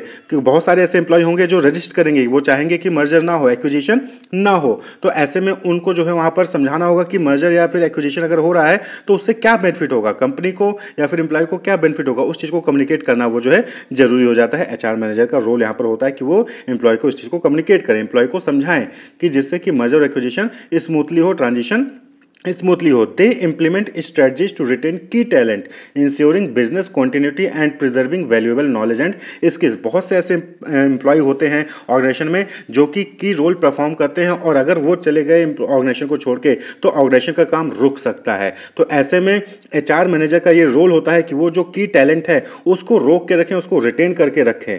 क्लियर, क्योंकि उनके पास वैल्यूएबल नॉलेज होती है, स्किल्स होते हैं जो कि कंपनी को रन करने के लिए, कंपनी को कंटिन्यूअस रन करने के लिए जरूरी होता है। तो यहाँ पर एचआर मैनेजर का रोल इंपॉर्टेंट हो जाता है, क्योंकि मर्जर एक्विजिशन होता है तो ऐसे केस में ये की टैलेंट जो है वो छोड़ के जा सकते हैं। तो उस चीज़ को इंश्योर करना कि वो ना जाए, वो रुके रहें, कंपनी के साथ रहें। And identified and align the culture of the to organisation. But obvious बात है कि मर्जर हो रहा है तो दो अलग अलग कंपनीज मिल रही हैं, दोनों का अलग अलग कल्चर होगा, वर्किंग स्टाइल अलग होगी। उसी तरीके से एक्विजिशन हो रहा है तो जिसको अक्वायर किया जा रहा है उसका वर्किंग कल्चर अभी तक अलग रहा होगा। तो जब ऐसे में मर्जर एक्विजिशन होता है तो दो अलग अलग कल्चर जो है वो अलग अलग वर्किंग कल्चर जो है वो आपस में मिलते हैं, तो उनको आइडेंटिफाई करना कि क्या डिफरेंसेस हैं और उसको अलाइन करना जिससे कि लोग एक साथ मिलकर सही तरीके से काम कर सकें। ये एचआर मैनेजर का रोल होता है मर्जर एक्विजिशन के टाइम पे। क्लियर, तो मर्जर एक्विजिशन यानी कि जब दो कंपनी मिलकर एक नई कंपनी स्टार्ट कर रही है या फिर एक कंपनी दूसरे कंपनी को एक्वायर कर ले रही है, तो ऐसे में एम्प्लॉय का भी ट्रांजिशन होता है, एक जगह से एक कंपनी से दूसरी कंपनी में जो है उनका ट्रांजिशन होता है। तो एम्प्लॉय से रिलेटेड जो भी प्रॉब्लम्स आती हैं, एम्प्लॉय से रिलेटेड जो भी चीज़ें हैं वो सारा कुछ एचआर मैनेजर ही मैनेज करता है, चाहे वो कॉम्पेंसेशन से रिलेटेड हो, चाहे वो कल्चर इंटीग्रेशन से रिलेटेड हो, चाहे वो एम्प्लॉय को जो रेजिस्टेंस टू चेंज होता है कि नहीं मर्जर एक्विजिशन ना हो उसको समझाने को लेकर हो, चाहे की टैलेंट को रोक के रखने का हो, वो सारा कुछ एचआर मैनेजर ही मैनेज करता है। आज अगर आप ये लेक्चर देख पा रहे हैं तो ये पॉसिबल है बिकॉज ऑफ टेक्नोलॉजी, क्योंकि मैं कहीं और पर बैठ के पढ़ा रहा हूं और आप कहीं और पर बैठ के इसको देख रहे हो। तो ये पॉसिबल क्यों है? बिकॉज ऑफ टेक्नोलॉजी, यानी कि आपके पास मोबाइल है, लैपटॉप है, और वहीं पर उसमें इंटरनेट कनेक्टिविटी है और उसमें यूट्यूब डिफरेंट जो एप्लीकेशंस हैं वो इंस्टॉल हैं। तो आज के टाइम पे हर काम के लिए आपके पास टेक्नोलॉजी और डिफरेंट सॉफ्टवेयर और हार्डवेयर अवेलेबल हैं। तो इसी तरीके से एचआर में यानी कि ह्यूमन रिसोर्स में भी टेक्नोलॉजी का बहुत बड़ा इंपॉर्टेंट रोल हो गया है। पहले क्या होता था कि सारी चीजें मैनुअली होती थी, रिकॉर्ड कीपिंग हो गया तो वो हाथ से हो रहा है, लेकिन अब जो है सारा काम टेक्नोलॉजी पे जो है वो ट्रांसफर हो चुका है। जैसे कि HRIS, human resource information system, ये एक सेंट्रलाइज सिस्टम है जहां पर एम्प्लॉय से रिलेटेड सारा डेटा, उनका पेरोल, उनको क्या बेनिफिट्स मिल रहा है, उनके जो अदर HR फंक्शन है, वो सारा डेटा जो है वो इस HRIS human resource information system में जो है वहां पर स्टोर होता है। और किसी को भी डेटा एक्सेस करना है वो आसानी से यहाँ पर आकर जो है वो एक्सेस कर सकता है और कहीं से भी बैठे बैठे वो एक्सेस कर सकता है। ये नहीं कि उसको ऑफिस में आना है, पर्टिकुलर डिपार्टमेंट में जाना है और वहां पर रजिस्टर निकालना है और खोलना है, ऐसा नहीं। वो सिस्टम पे बैठे, मोबाइल पे बैठे, लॉगिन करे, उसका लॉगिन आईडी बना होगा और लॉगिन करके उस सारा इंफॉर्मेशन डिटेल जो भी उसको चाहिए, चाहे वो एम्प्लॉय से रिलेटेड डेटा हो, चाहे पेरोल हो, चाहे बेनिफिट हो, वो सारी डिटेल वहां पर निकाल सकता है। तो ये बेनिफिट है टेक्नोलॉजी का HR में। इसी तरीके से एप्लीकेंट ट्रैकिंग सिस्टम, अब जो है क्या हो गया है कि जो रिक्रूटमेंट प्रोसेस है वो जॉब पोस्टिंग से लेके स्क्रीनिंग, इंटरव्यू, सारा कुछ जो है अब एप्लीकेंट ट्रैकिंग सिस्टम यानी कि ऑनलाइन हो गया है। अब आप देखिए तो आपका सारा डिटेल अब क्या है कि जो पहले एंट्रेंस एग्जामिनेशन होते थे तो पहले आप ऑफलाइन फॉर्म भरते थे, फिर वो बाई पोस्ट भेजते थे, फिर वहां पर बाई पोस्ट एडमिट कार्ड आता था, फिर आपका एग्जामिनेशन, रिटन एग्जामिनेशन होता था, रिजल्ट डिक्लेयर होता था, न्यूज़पेपर में आप रिजल्ट देखते थे, तब जाके जो है कहीं इंटरव्यू वगैरह होता था। तो ये क्या है, ये सारा कुछ अब जो है ऑनलाइन हो चुका है। अब आप जो है कहीं पर भी बैठे जो है साइबर कैफे में या फिर अपने मोबाइल लैपटॉप का इस्तेमाल करके फॉर्म फिलअप करते हैं, ऑनलाइन ही जो है आपका एडमिट कार्ड आ जाता है और फिर आप जो है ऑनलाइन ही एग्जामिनेशन भी हो जा रहा है। और अब तो बहुत सारे प्राइवेट और एमएनसीज में वर्चुअल इंटरव्यूज भी कंडक्ट करा लिए जाते हैं। तो एप्लीकेंट ट्रैकिंग सिस्टम भी जो है वो पूरा का पूरा ऑनलाइन हो जा रहा है और ये पॉसिबल क्यों है? Because of technology. अब जो है कहीं पर भी बैठ के किसी का भी इंटरव्यू आप आसानी से ले सकते हो, कोई भी कैंडिडेट कहीं का भी हो वो आसानी से कहीं भी अप्लाई कर सकता है। पहले जो है एडवर्टाइजमेंट न्यूज़पेपर्स में, मैगजीन्स में देना पड़ता था, लेकिन अब जो ऑर्गेनाइजेशन है वो अपने वेबसाइट पर जो है एडवर्टाइजमेंट दे रहे हैं और वहीं पे जाके लोग अपना अप्लाई कर लेते हैं। क्लियर? तो applicant tracking system, learning management system, बहुत सारे ऐसे ट्रेनिंग और डेवलपमेंट प्रोग्राम हैं जो कि ऑनलाइन ही जो है एम्प्लॉइज को प्रोवाइड कर दिए जाते हैं, कैंडिडेट्स को प्रोवाइड कर दिए जाते हैं। तो ये पॉसिबल क्यों है? Because of technology. वरना उनको पहले ऑफलाइन कोचिंग में, ऑफलाइन जो है उनको ट्रेनिंग और डेवलपमेंट प्रोवाइड किया जाता था, लेकिन अब जो है वो ऑनलाइन ट्रेनिंग और डेवलपमेंट उनको प्रोवाइड कर दिया जाता है और कहीं पर भी बैठ के जो है वो ट्रेनिंग और डेवलपमेंट प्रोग्राम कंडक्ट कर सकते हैं। जैसे कि अभी आप देख रहे हैं, आप कहीं पर भी बैठ के इस लेक्चर को देखकर आप नॉलेज गेन कर ले रहे हैं। परफॉर्मेंस मैनेजमेंट सिस्टम, जो टेक्नोलॉजी है ये हेल्प करता है कि एम्प्लॉय की क्या परफॉर्मेंस है, उनको फीडबैक प्रोवाइड करना, कहां पर उनको इंप्रूवमेंट करने की जरूरत है, ये सारी चीजें जो है वो आसानी से उनको जो है बता दे रही है। वरना पहले जो है वहां पर एम्प्लॉय खुद जो है मैनुअली उसको फाइंड आउट करता था कि किस एम्प्लॉय के क्या परफॉर्मेंस है, उसको क्या फीडबैक देना चाहिए, उसको कहां पे इंप्रूवमेंट करना चाहिए। क्लियर? लेकिन अब टेक्नोलॉजी है, अब वहां पर ह्यूमन रिसोर्स इंफॉर्मेशन सिस्टम है, एम्प्लॉय का सारा डेटा जो है वहां पर स्टोर्ड है। क्लियर? सारा डेटा स्टोर्ड है, उसकी परफॉर्मेंस, पिछली बार क्या परफॉर्मेंस थी, इस साल क्या परफॉर्मेंस है, अगले साल क्या होनी चाहिए, वो भी जो है वो अज्यूम कर लेगा, फोरकास्ट कर लेता है। उसको फीडबैक प्रोवाइड करना है कि उसको कहां पे इंप्रूवमेंट करने की जरूरत है, वो सारा कुछ जो है वहां पर परफॉर्मेंस मैनेजमेंट सिस्टम जो है ऑटोमेटिकली वो हैंडल कर लेता है। एआई पावर्ड चैटबॉट्स हैं, एचआर को लेके बहुत सारे एम्प्लॉय के डाउट्स होते हैं, प्रॉब्लम्स होते हैं, इश्यूज होते हैं, तो अब जो है वहां पर एआई पावर्ड चैटबॉट्स है जिसपे जो एम्प्लॉय है वो ऑटोमेटिकली अपना एचआर से रिलेटेड क्वेरीज को जो है वहां पर जो है पूछ सकता है, उसको जवाब मिल सकता है। जैसे कि आप देखते होंगे डिफरेंट वेबसाइट्स अवेलेबल होते हैं जहां पर आपको जो है वहां पर आ जाता है ना, एआई चैटबॉट आ जाते हैं, जहां पर आप अपने डाउट्स जो है टाइप करते हैं, मैसेज करते हैं, वहां पर रिप्लाई जो है वो आ जाता है। तो एआई पावर्ड चैटबॉट्स हैं, ठीक है। तो ये भी क्या है? टेक्नोलॉजी है जिसका यूज करके एम्प्लॉय जो है अपने क्वेरीज को वहां पर सॉल्व कर सकता है। उसको किसी ह्यूमन बीइंग से कांटेक्ट करने की जरूरत नहीं, किसी मैनेजर से कांटेक्ट करने की जरूरत नहीं है। इसी तरीके से क्लाउड बेस्ड प्लेटफॉर्म है जिससे कि आप जो एचआर का सिस्टम है, एचआर सिस्टम और डेटा कहीं से भी कोई भी जो है उसको एक्सेस कर सके, यानी कि रिमोट एक्सेस होता है।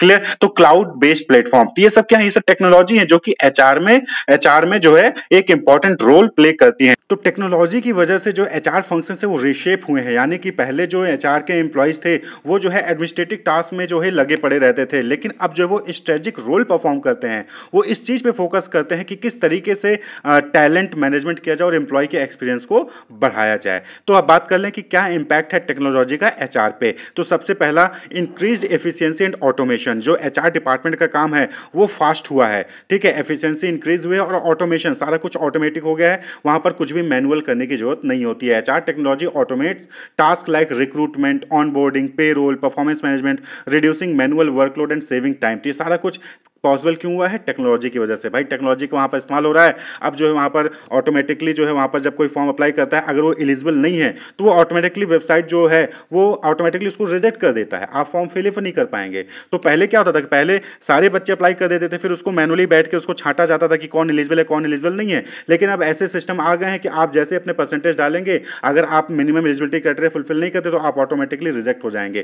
तो ये पॉसिबल क्यों हो पाया है? Because of technology. और इसकी वजह से क्या हो रहा है कि एफिशिएंसी बढ़ रही है और ऑटोमेशन भी इंक्रीज हो रहा है। डेटा ड्राइवन डिसीजन मेकिंग, यानी कि यहां पर क्या है, एचआर जो ह्यूमन रिसोर्स इंफॉर्मेशन सिस्टम था, ये पूरा क्या है, ये डेटाबेस है एचआर से रिलेटेड। तो जब एचआर से रिलेटेड सारा डेटा आपके पास होगा तो आप आसानी से जो है कोई किसी भी चीज को लेकर डिसीजन मेकिंग कर सकते हैं। HR analytics tools allow HR professional to gather and analyse data on employee performance, engagement, satisfaction, enabling them to make informed decision, develop target strategies। बहुत सारे ऐसे सॉफ्टवेयर्स हैं, टेक्नोलॉजीज हैं जिसका इस्तेमाल करके जो एचआर से रिलेटेड डेटा है उसका इस्तेमाल करके जो है एचआर मैनेजर वो डिफरेंट डिसीजन मेकिंग ले सकता है। जैसे कि सपोज कि ऑर्गेनाइजेशन ने बोला है कि 2 एम्प्लॉय को निकालना है, तो वो 2 एम्प्लॉय कौन होंगे जिनको निकालना है, वो आसानी से ये डेटा के बेसिस पे कंसीडर किया जा सकता है। आप जो है सभी एम्प्लॉय की परफॉर्मेंस लास्ट ईयर की देख सकते हो, जिसकी परफॉर्मेंस सबसे पुअर है उनको आप आसानी से टर्मिनेट कर सकते हैं। तो data driven decision making, clear.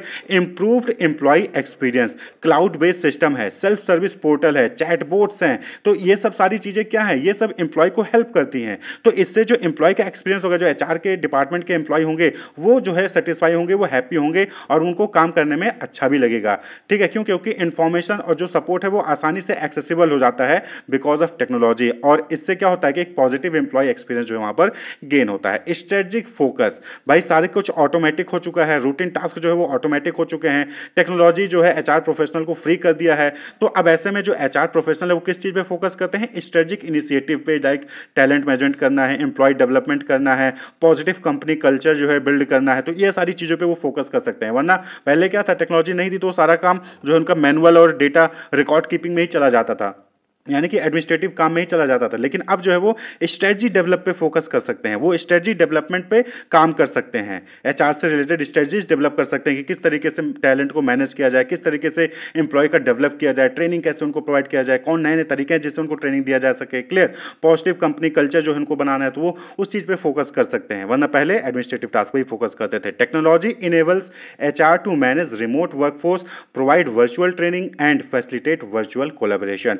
Technology ही है जिसकी वजह से जो एचआर एम्प्लॉयज हैं या फिर जो अदर एम्प्लॉयज हैं उनको कहीं से भी बैठ के एचआर मैनेजर उनको जो है वहां पर कंट्रोल कर सकता है, मॉनिटर कर सकता है, उनकी परफॉर्मेंस को देख सकता है, उनको गाइड कर सकता है, उनको वर्चुअल ट्रेनिंग भी प्रोवाइड कर सकता है। तो ये सारा कुछ पॉसिबल हुआ बिकॉज ऑफ टेक्नोलॉजी। तो टेक्नोलॉजी का बहुत ही बड़ा इंपॉर्टेंट रोल है, सिर्फ एचआर में नहीं, आपके लाइफ में हर जगह पे टेक्नोलॉजी का बहुत बड़ा इंपॉर्टेंट रोल है, अगर आप उसको सही तरीके से पॉजिटिवली उसको जो है यूज करते हैं। वरना टेक्नोलॉजी बर्बाद भी कर देता है, नुकसान भी पहुंचाता है। तो टेक्नोलॉजी का सही तरीके से इस्तेमाल करना बहुत जरूरी है। अब बात कर लें कि जो एचआर के रोल्स हैं वो टेक्नोलॉजी की वजह से कैसे चेंज हुए हैं। Changing roles of HR due to technology. तो सबसे बड़ा जो रोल चेंज हुआ है एचआर का, फ्रॉम एडमिनिस्ट्रेटर टू स्ट्रेटजिस्ट, यानी कि पहले क्या था, पहले वो एडमिनिस्ट्रेटिव रोल जैसे कि रिकॉर्ड कीपिंग ये सारा काम करते थे, लेकिन अब जो है वो रिकॉर्ड कीपिंग वाला काम वो फ्री हो चुका है क्योंकि सारा कुछ ऑटोमेटेड हो गया, सारा कुछ टेक्नोलॉजी कर रही है। अब वहां पर जो एचआर एम्प्लॉइज हैं वो स्ट्रेटजीज बनाने पे फोकस करते हैं, वो इस चीज पे फोकस करते हैं कि कैसे टैलेंट को एक्वायर किया जाए, अच्छे टैलेंट को कैसे एक्वायर किया जाए, डेवलपमेंट कैसे किया जाए, उसको रिटेन कैसे करके रखा जाए अच्छे एम्प्लॉइज को, इस चीज को लेकर स्ट्रेटजी बनाने पे फोकस करते हैं। अब वो एडमिनिस्ट्रेटिव वाला काम उनका कम हो गया है। Clear. Focus on employee experience, जो एचआर का रोल है अब इस चीज पे फोकस होता है कि कैसे एम्प्लॉय को बेस्ट एक्सपीरियंस वहां पर प्रोवाइड किया जाए, ना कि इस चीज पे कि रिकॉर्ड कैसे मेंटेन किया जाए, उसका डेटा क्या है, उसका डेटा क्या है, उस चीज पे काम करना बंद हो गया, बल्कि अब वो एम्प्लॉय के एक्सपीरियंस को इंप्रूव करने पे फोकस करते हैं। डेटा एनालिसिस एंड इंसाइट, यानी कि अब वो डेटा एनालिस्ट का रूप जो है रोल परफॉर्म कर रहे हैं। भाई सारा डेटा जो है वहां पर इकट्ठा होकर आ जाता है, डिफरेंट सॉफ्टवेयर हैं, वो डिफरेंट सॉफ्टवेयर का इस्तेमाल करके डेटा को एनालिसिस कर सकते हैं और फाइंड आउट कर सकते हैं कि कहां पर इंप्रूवमेंट करने की जरूरत है।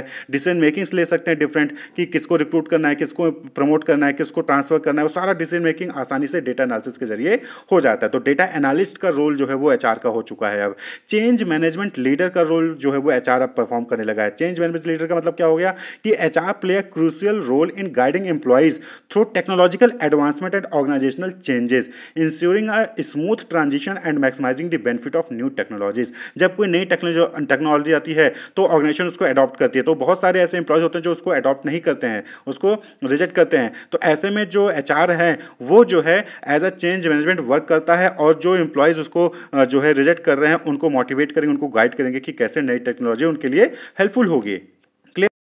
और उनको जो है इस चीज़ के लिए प्रिपेयर करेंगे कि वो नए टेक्नोलॉजीज़ को जो है यूज़ करें और उसके बेनिफिट्स का फ़ायदा उठाएँ। और वहीं पर एचआर का एक और रोल हो गया, दैट इज कॉन्टिन्यूअस लर्नर, यानी कि आज के टाइम पे जो एचआर प्रोफेशनल्स हैं वो इस चीज पे फोकस करते हैं कि किस तरीके से एआई और ऑटोमेशन को एचआर प्रोसेस में इंटीग्रेट किया जाए। वो नई नई चीजें जो है टेक्नोलॉजी से रिलेटेड सीखते रहते हैं और उसको इंप्लीमेंट करते हैं, इंटीग्रेट करते हैं अपने एचआर प्रोसेस में। तो अगर देखें तो टेक्नोलॉजी की वजह से आज के टाइम पे एचआर का बहुत सारा रोल चेंज हुआ है।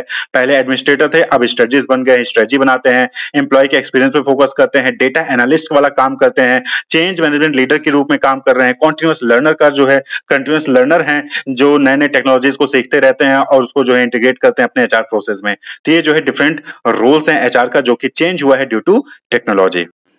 HRM linkage with TQM and productivity. तो TQM यानी कि टोटल क्वालिटी मैनेजमेंट और प्रोडक्टिविटी, इन दोनों को हमने ऑलरेडी इन डिटेल डिस्कस कर रखा है और आप ऑपरेशन मैनेजमेंट सब्जेक्ट में इसको पढ़ेंगे भी, तो वहाँ पर इसको अच्छे से जरूर पढ़ लीजिएगा। तो देखिए TQM होता क्या है। TQM का मतलब होता है टोटल क्वालिटी मैनेजमेंट, जो कि एक मैनेजमेंट फिलॉसफी, एक अप्रोच है जो कि इस चीज़ पे फोकस करती है कि ऑर्गेनाइजेशन को कॉन्टिन्यूअस इंप्रूवमेंट करते रहना चाहिए। क्लियर? कस्टमर सेटिस्फैक्शन पे फोकस करते रहना चाहिए और कस्टमर को कंटिन्यूअस बेसिस पे सेटिस्फाई करते रहना चाहिए। और जो एम्प्लॉय हैं वो इंश्योर करें कि जो प्रोडक्ट और सर्विस वो प्रोड्यूस कर रहे हैं वो क्वालिटी प्रोडक्ट प्रोड्यूस करें। Clear? Involvement of all employees in ensuring the quality of product and services, यानी टोटल क्वालिटी मैनेजमेंट इस चीज पे फोकस करता है कि ऑर्गेनाइजेशन को कंटिन्यूअस इंप्रूवमेंट करते रहना चाहिए। सभी एम्प्लॉयज इस चीज को इंश्योर करें कि जो भी प्रोडक्ट या सर्विस प्रोवाइड करे वो क्वालिटी सर्विस और क्वालिटी प्रोडक्ट प्रोवाइड करे, जिससे कि कस्टमर जो है वो कंटिन्यूअस सेटिस्फाई रहे। क्लियर? क्योंकि अगर टोटल क्वालिटी मैनेजमेंट है तो यानी कि ओवरऑल ऑर्गेनाइजेशन अच्छा परफॉर्म करेगी। तो यहाँ पर आप ध्यान दें कि टोटल क्वालिटी मैनेजमेंट में इस चीज़ पे फोकस किया जा रहा है कि सभी एम्प्लॉयज़ का इन्वॉल्वमेंट होना चाहिए इस चीज़ को इंश्योर करने में कि वो क्वालिटी प्रोडक्ट और क्वालिटी सर्विसेज प्रोवाइड करें। तो एम्प्लॉय क्वालिटी प्रोडक्ट या फिर क्वालिटी सर्विसेज प्रोवाइड कब करेगा? जब एम्प्लॉय के अंदर वो स्किल्स, वो नॉलेज, वो कैपेबिलिटीज़ होंगी, उनको proper training and development provide की गई होगी, राइट टाइप का एम्प्लॉय, राइट टाइप का कैंडिडेट जो है वो सिलेक्ट किया गया होगा ऑर्गेनाइजेशन में, जिसके पास वो नॉलेज, स्किल्स हो, जिससे कि वो अच्छी क्वालिटी का प्रोडक्ट अच्छे से अपनी परफॉर्मेंस जो है वहां पर शो कर सके, अपनी नॉलेज, अपनी स्किल्स का यूटिलाइजेशन कर सके और उसकी प्रोडक्टिविटी हाई हो, यानी कि कम इनपुट में ज्यादा ज्यादा आउटपुट वो जो है वो दे रहा हो। तो इस केस में इस चीज को इंश्योर किया जा सकेगा कि प्रोडक्ट और सर्विस क्वालिटी प्रोडक्ट और क्वालिटी सर्विसेज एम्प्लॉय प्रोवाइड कर रहा है। तो ये सारा काम कि राइट टाइप एम्प्लॉय को जो है सिलेक्ट करना, उसको प्रॉपर ट्रेनिंग देना, प्रॉपर डेवलपमेंट उसका करना, ये सारा चीज कौन इंश्योर करता है? HRM, human resource management. इसी में जो है इस चीज को इंश्योर किया जाता है कि एम्प्लॉय के पास वो प्रॉपर नॉलेज, स्किल और टैलेंट हो, जिसके जरिए जो है वो अच्छी क्वालिटी का प्रोडक्ट और सर्विस जो है वो प्रोवाइड कर सके। क्लियर? वहीं पर productivity is a measure of economic performance that compare the amount of goods and service produced with the amount of input used to produce those goods and services. यानी productivity कहने का मतलब है कि कम इनपुट में ज्यादा से ज्यादा आउटपुट प्रोवाइड करना। तो जो भी एम्प्लॉय कम इनपुट में ज्यादा से ज्यादा आउटपुट प्रोवाइड कर रहे होंगे उनकी प्रोडक्टिविटी हाई होगी। तो इस चीज को भी इंश्योर करने के लिए कि प्रोडक्टिविटी हाई हो, कौन रिस्पांसिबल होता है? एम्प्लॉयज रिस्पांसिबल होते हैं। और एम्प्लॉय को कौन मैनेज करता है? Human resource management. Right type का एम्प्लॉय सिलेक्ट करना जिससे कि वो कम समय में कम रिसोर्सेज का इस्तेमाल करके अच्छे आउटपुट को प्रोड्यूस कर रहा है, तो प्रोडक्टिविटी उसकी हाई होगी। तो ये चीज इंश्योर करना कि कम इनपुट में ज्यादा आउटपुट आए, इसके लिए जो है एम्प्लॉय की नॉलेज, स्किल्स और जो उसकी कैपेबिलिटीज है वो ज्यादा अच्छी होनी चाहिए। ठीक है? तो इस चीज को इंश्योर कौन करेगा? HRM करेगा।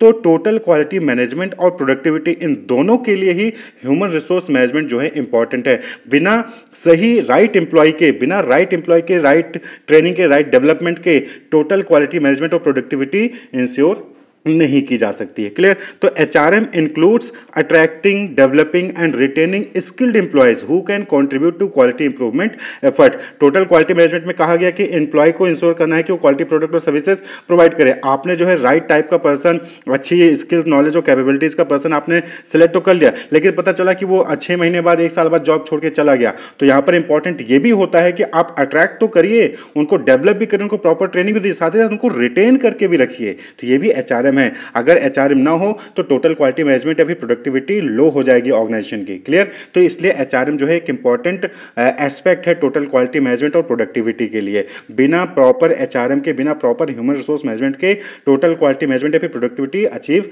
नहीं की जा सकती है। क्लियर? अब ये जो एचआरएम यानी ह्यूमन रिसोर्स मैनेजमेंट में जो प्रैक्टिसेस होते हैं, जो भी स्ट्रेटजीज होती हैं, वो इस तरीके से डिजाइन की जाती हैं, इस तरीके से इंप्लीमेंट की जाती हैं जिससे कि जो स्किल, नॉलेज और कैपेबिलिटीज हैं एम्प्लॉय की, वो इंप्रूव हो, वो मैक्सिमाइज हो। और जब एम्प्लॉय की स्किल्स, नॉलेज और कैपेबिलिटीज इंप्रूव होंगी तो बट ऑब्वियस बात है कि डायरेक्टली मैक्सिमाइज करेंगी एम्प्लॉय की प्रोडक्टिविटी को, ऑर्गेनाइजेशन की प्रोडक्टिविटी को और ओवरऑल ऑर्गेनाइजेशन की परफॉर्मेंस को। तो HRM practices and strategies are designed and implemented to improve and maximise the skills, knowledge and capabilities which directly maximise the productivity of employee and performance of the overall organisation. Clear? तो इस तरीके से HRM linked है TQM और productivity से कि अगर सही नॉलेज, सही स्किल्स और सही कैपेबिलिटीज होगी एम्प्लॉय के अंदर तो टोटल क्वालिटी मैनेजमेंट भी होगी और प्रोडक्टिविटी भी इंक्रीज होगी एम्प्लॉय की और ऑर्गेनाइजेशन की। Clear? HRM ensures employee have the necessary knowledge and skills to perform their role effectively and participate in TQM initiative. तो एचआरएम इस चीज को इंश्योर करता है भाई। एचआरएम ही कम्युनिकेट, ह्यूमन रिसोर्स मैनेजमेंट जो डिपार्टमेंट है, एचआर मैनेजर है, वो इस चीज को इंश्योर करेगा कि जो भी एम्प्लॉयज हैं वो ऐसा ही इन्वायरमेंट क्रिएट करेगा कि उस जो भी एम्प्लॉयज हैं उनके पास वो स्किल्स, नॉलेज हो और साथ ही साथ वो एम्प्लॉय मोटिवेट हो जो भी टोटल क्वालिटी मैनेजमेंट के इनिशिएटिव्स हैं उसमें पार्टिसिपेट करने के लिए। क्लियर? आपने टीक्यूएम के डिफरेंट स्ट्रेटजीज तो लगा रखी हैं, डिफरेंट आपने प्रैक्टिसेस, पॉलिसीज बना दी, लेकिन एम्प्लॉय ही मोटिवेट नहीं है तो वहां पे भी जो है प्रॉब्लम आएगी, वहां पे भी टोटल क्वालिटी मैनेजमेंट या फिर प्रोडक्टिविटी लो रहेगी। तो इसलिए एम्प्लॉय को भी मोटिवेट करना जरूरी होता है और उसके लिए एचआरएम जो है वहां पर इंपॉर्टेंट रोल प्ले करता है। HRM system provide regular feedback and performance appraisal to help employees understand their strength and areas for improvement aligning with TQM focus on continuous improvement. अब टोटल क्वालिटी मैनेजमेंट क्या कहता है कि continuous improvement होना चाहिए organisation में। तो continuous improvement कब होगा? जब आपको पता होगा ना कि आपके अंदर क्या कमियां है, क्या प्रॉब्लम है। क्लियर? तभी तो आप अपनी कमी को, प्रॉब्लम को दूर करोगे। तो इसी तरीके से एचआरएम जो सिस्टम होता है वो एम्प्लॉय का परफॉर्मेंस अप्रेजल करता है, परफॉर्मेंस मैनेजमेंट करता है। ठीक है? तो परफॉर्मेंस अप्रेजल जब वहां पर करता है तो वहां पर बताया जाता है एम्प्लॉय को, उनको फीडबैक दिया जाता है कि आपके अंदर कहां पे प्रॉब्लम आ रही है, कौन सी नॉलेज, कौन से स्किल्स की कमी है, जिससे कि एम्प्लॉय अपने उस स्किल को, इस नॉलेज को अपडेट करता है और वो अपने अंदर कॉन्टिन्यूअस इंप्रूवमेंट लेकर आता है जिससे कि उसकी परफॉर्मेंस भी इंप्रूव होगी, प्रोडक्टिविटी भी इंप्रूव होगी और टोटल क्वालिटी मैनेजमेंट भी अचीव होगा। क्लियर? तो टीक्यूएम के लिए, टीक्यूएम में कॉन्टिन्यूअस इंप्रूवमेंट पे फोकस किया गया है, बात कही गई है और उसके लिए एम्प्लॉय को फीडबैक देकर उसका कॉन्टिन्यूअस इंप्रूवमेंट जो है वहां पर किया जाता है एचआरएम में। क्लियर? तो इस तरीके से एचआरएम टीक्यूएम से लिंक्ड है, प्रोडक्टिविटी से लिंक्ड है।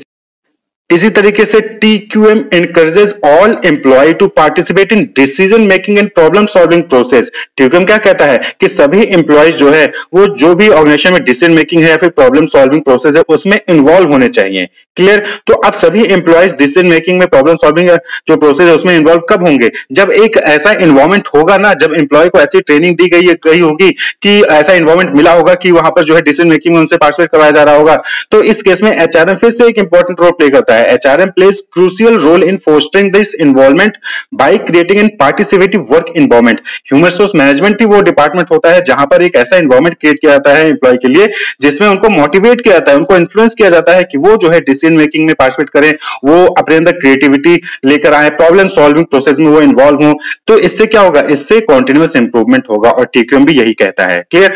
Through different programme like training और recognition HRM motivates employee to contribute in quality improvement initiative। तो डिफरेंट प्रोग्राम जैसे कि ट्रेनिंग हो गया या फिर रिकॉग्निशन हो गया जिसके जरिए एम्प्लॉय को मोटिवेट किया जाता है एचआरएम में जिससे वो क्वालिटी इंप्रूवमेंट इनिशिएटिव लें। भाई जैसे कि हो गया कि जो एम्प्लॉय जो है इस क्वालिटी को इंप्रूव करेगा या फिर जो एम्प्लॉय ज्यादा प्रोडक्टिविटी शो करेगा उसको सर्टिफिकेट या फिर उसको फॉरेन टूर इस तरीके से कुछ उसको जो है वहां पर रिकॉग्निशन या फिर जो है अवार्ड दिया जाता है। तो इससे क्या होगा? एम्प्लॉय मोटिवेट होगा और एम्प्लॉय मोटिवेट होगा तो वो कॉन्ट्रीब्यूट करेगा कॉन्टिन्यूअस इंप्रूवमेंट में और जो है प्रोडक्टिविटी को इंक्रीज करने में। क्लियर? तो इस तरीके से एचआरएम जो है वो टोटल क्वालिटी मैनेजमेंट और प्रोडक्टिविटी से लिंक्ड है। तो कहने का मतलब सीधा सीधा है कि टोटल क्वालिटी मैनेजमेंट कहता है कॉन्टिन्यूअस इंप्रूवमेंट लाइए।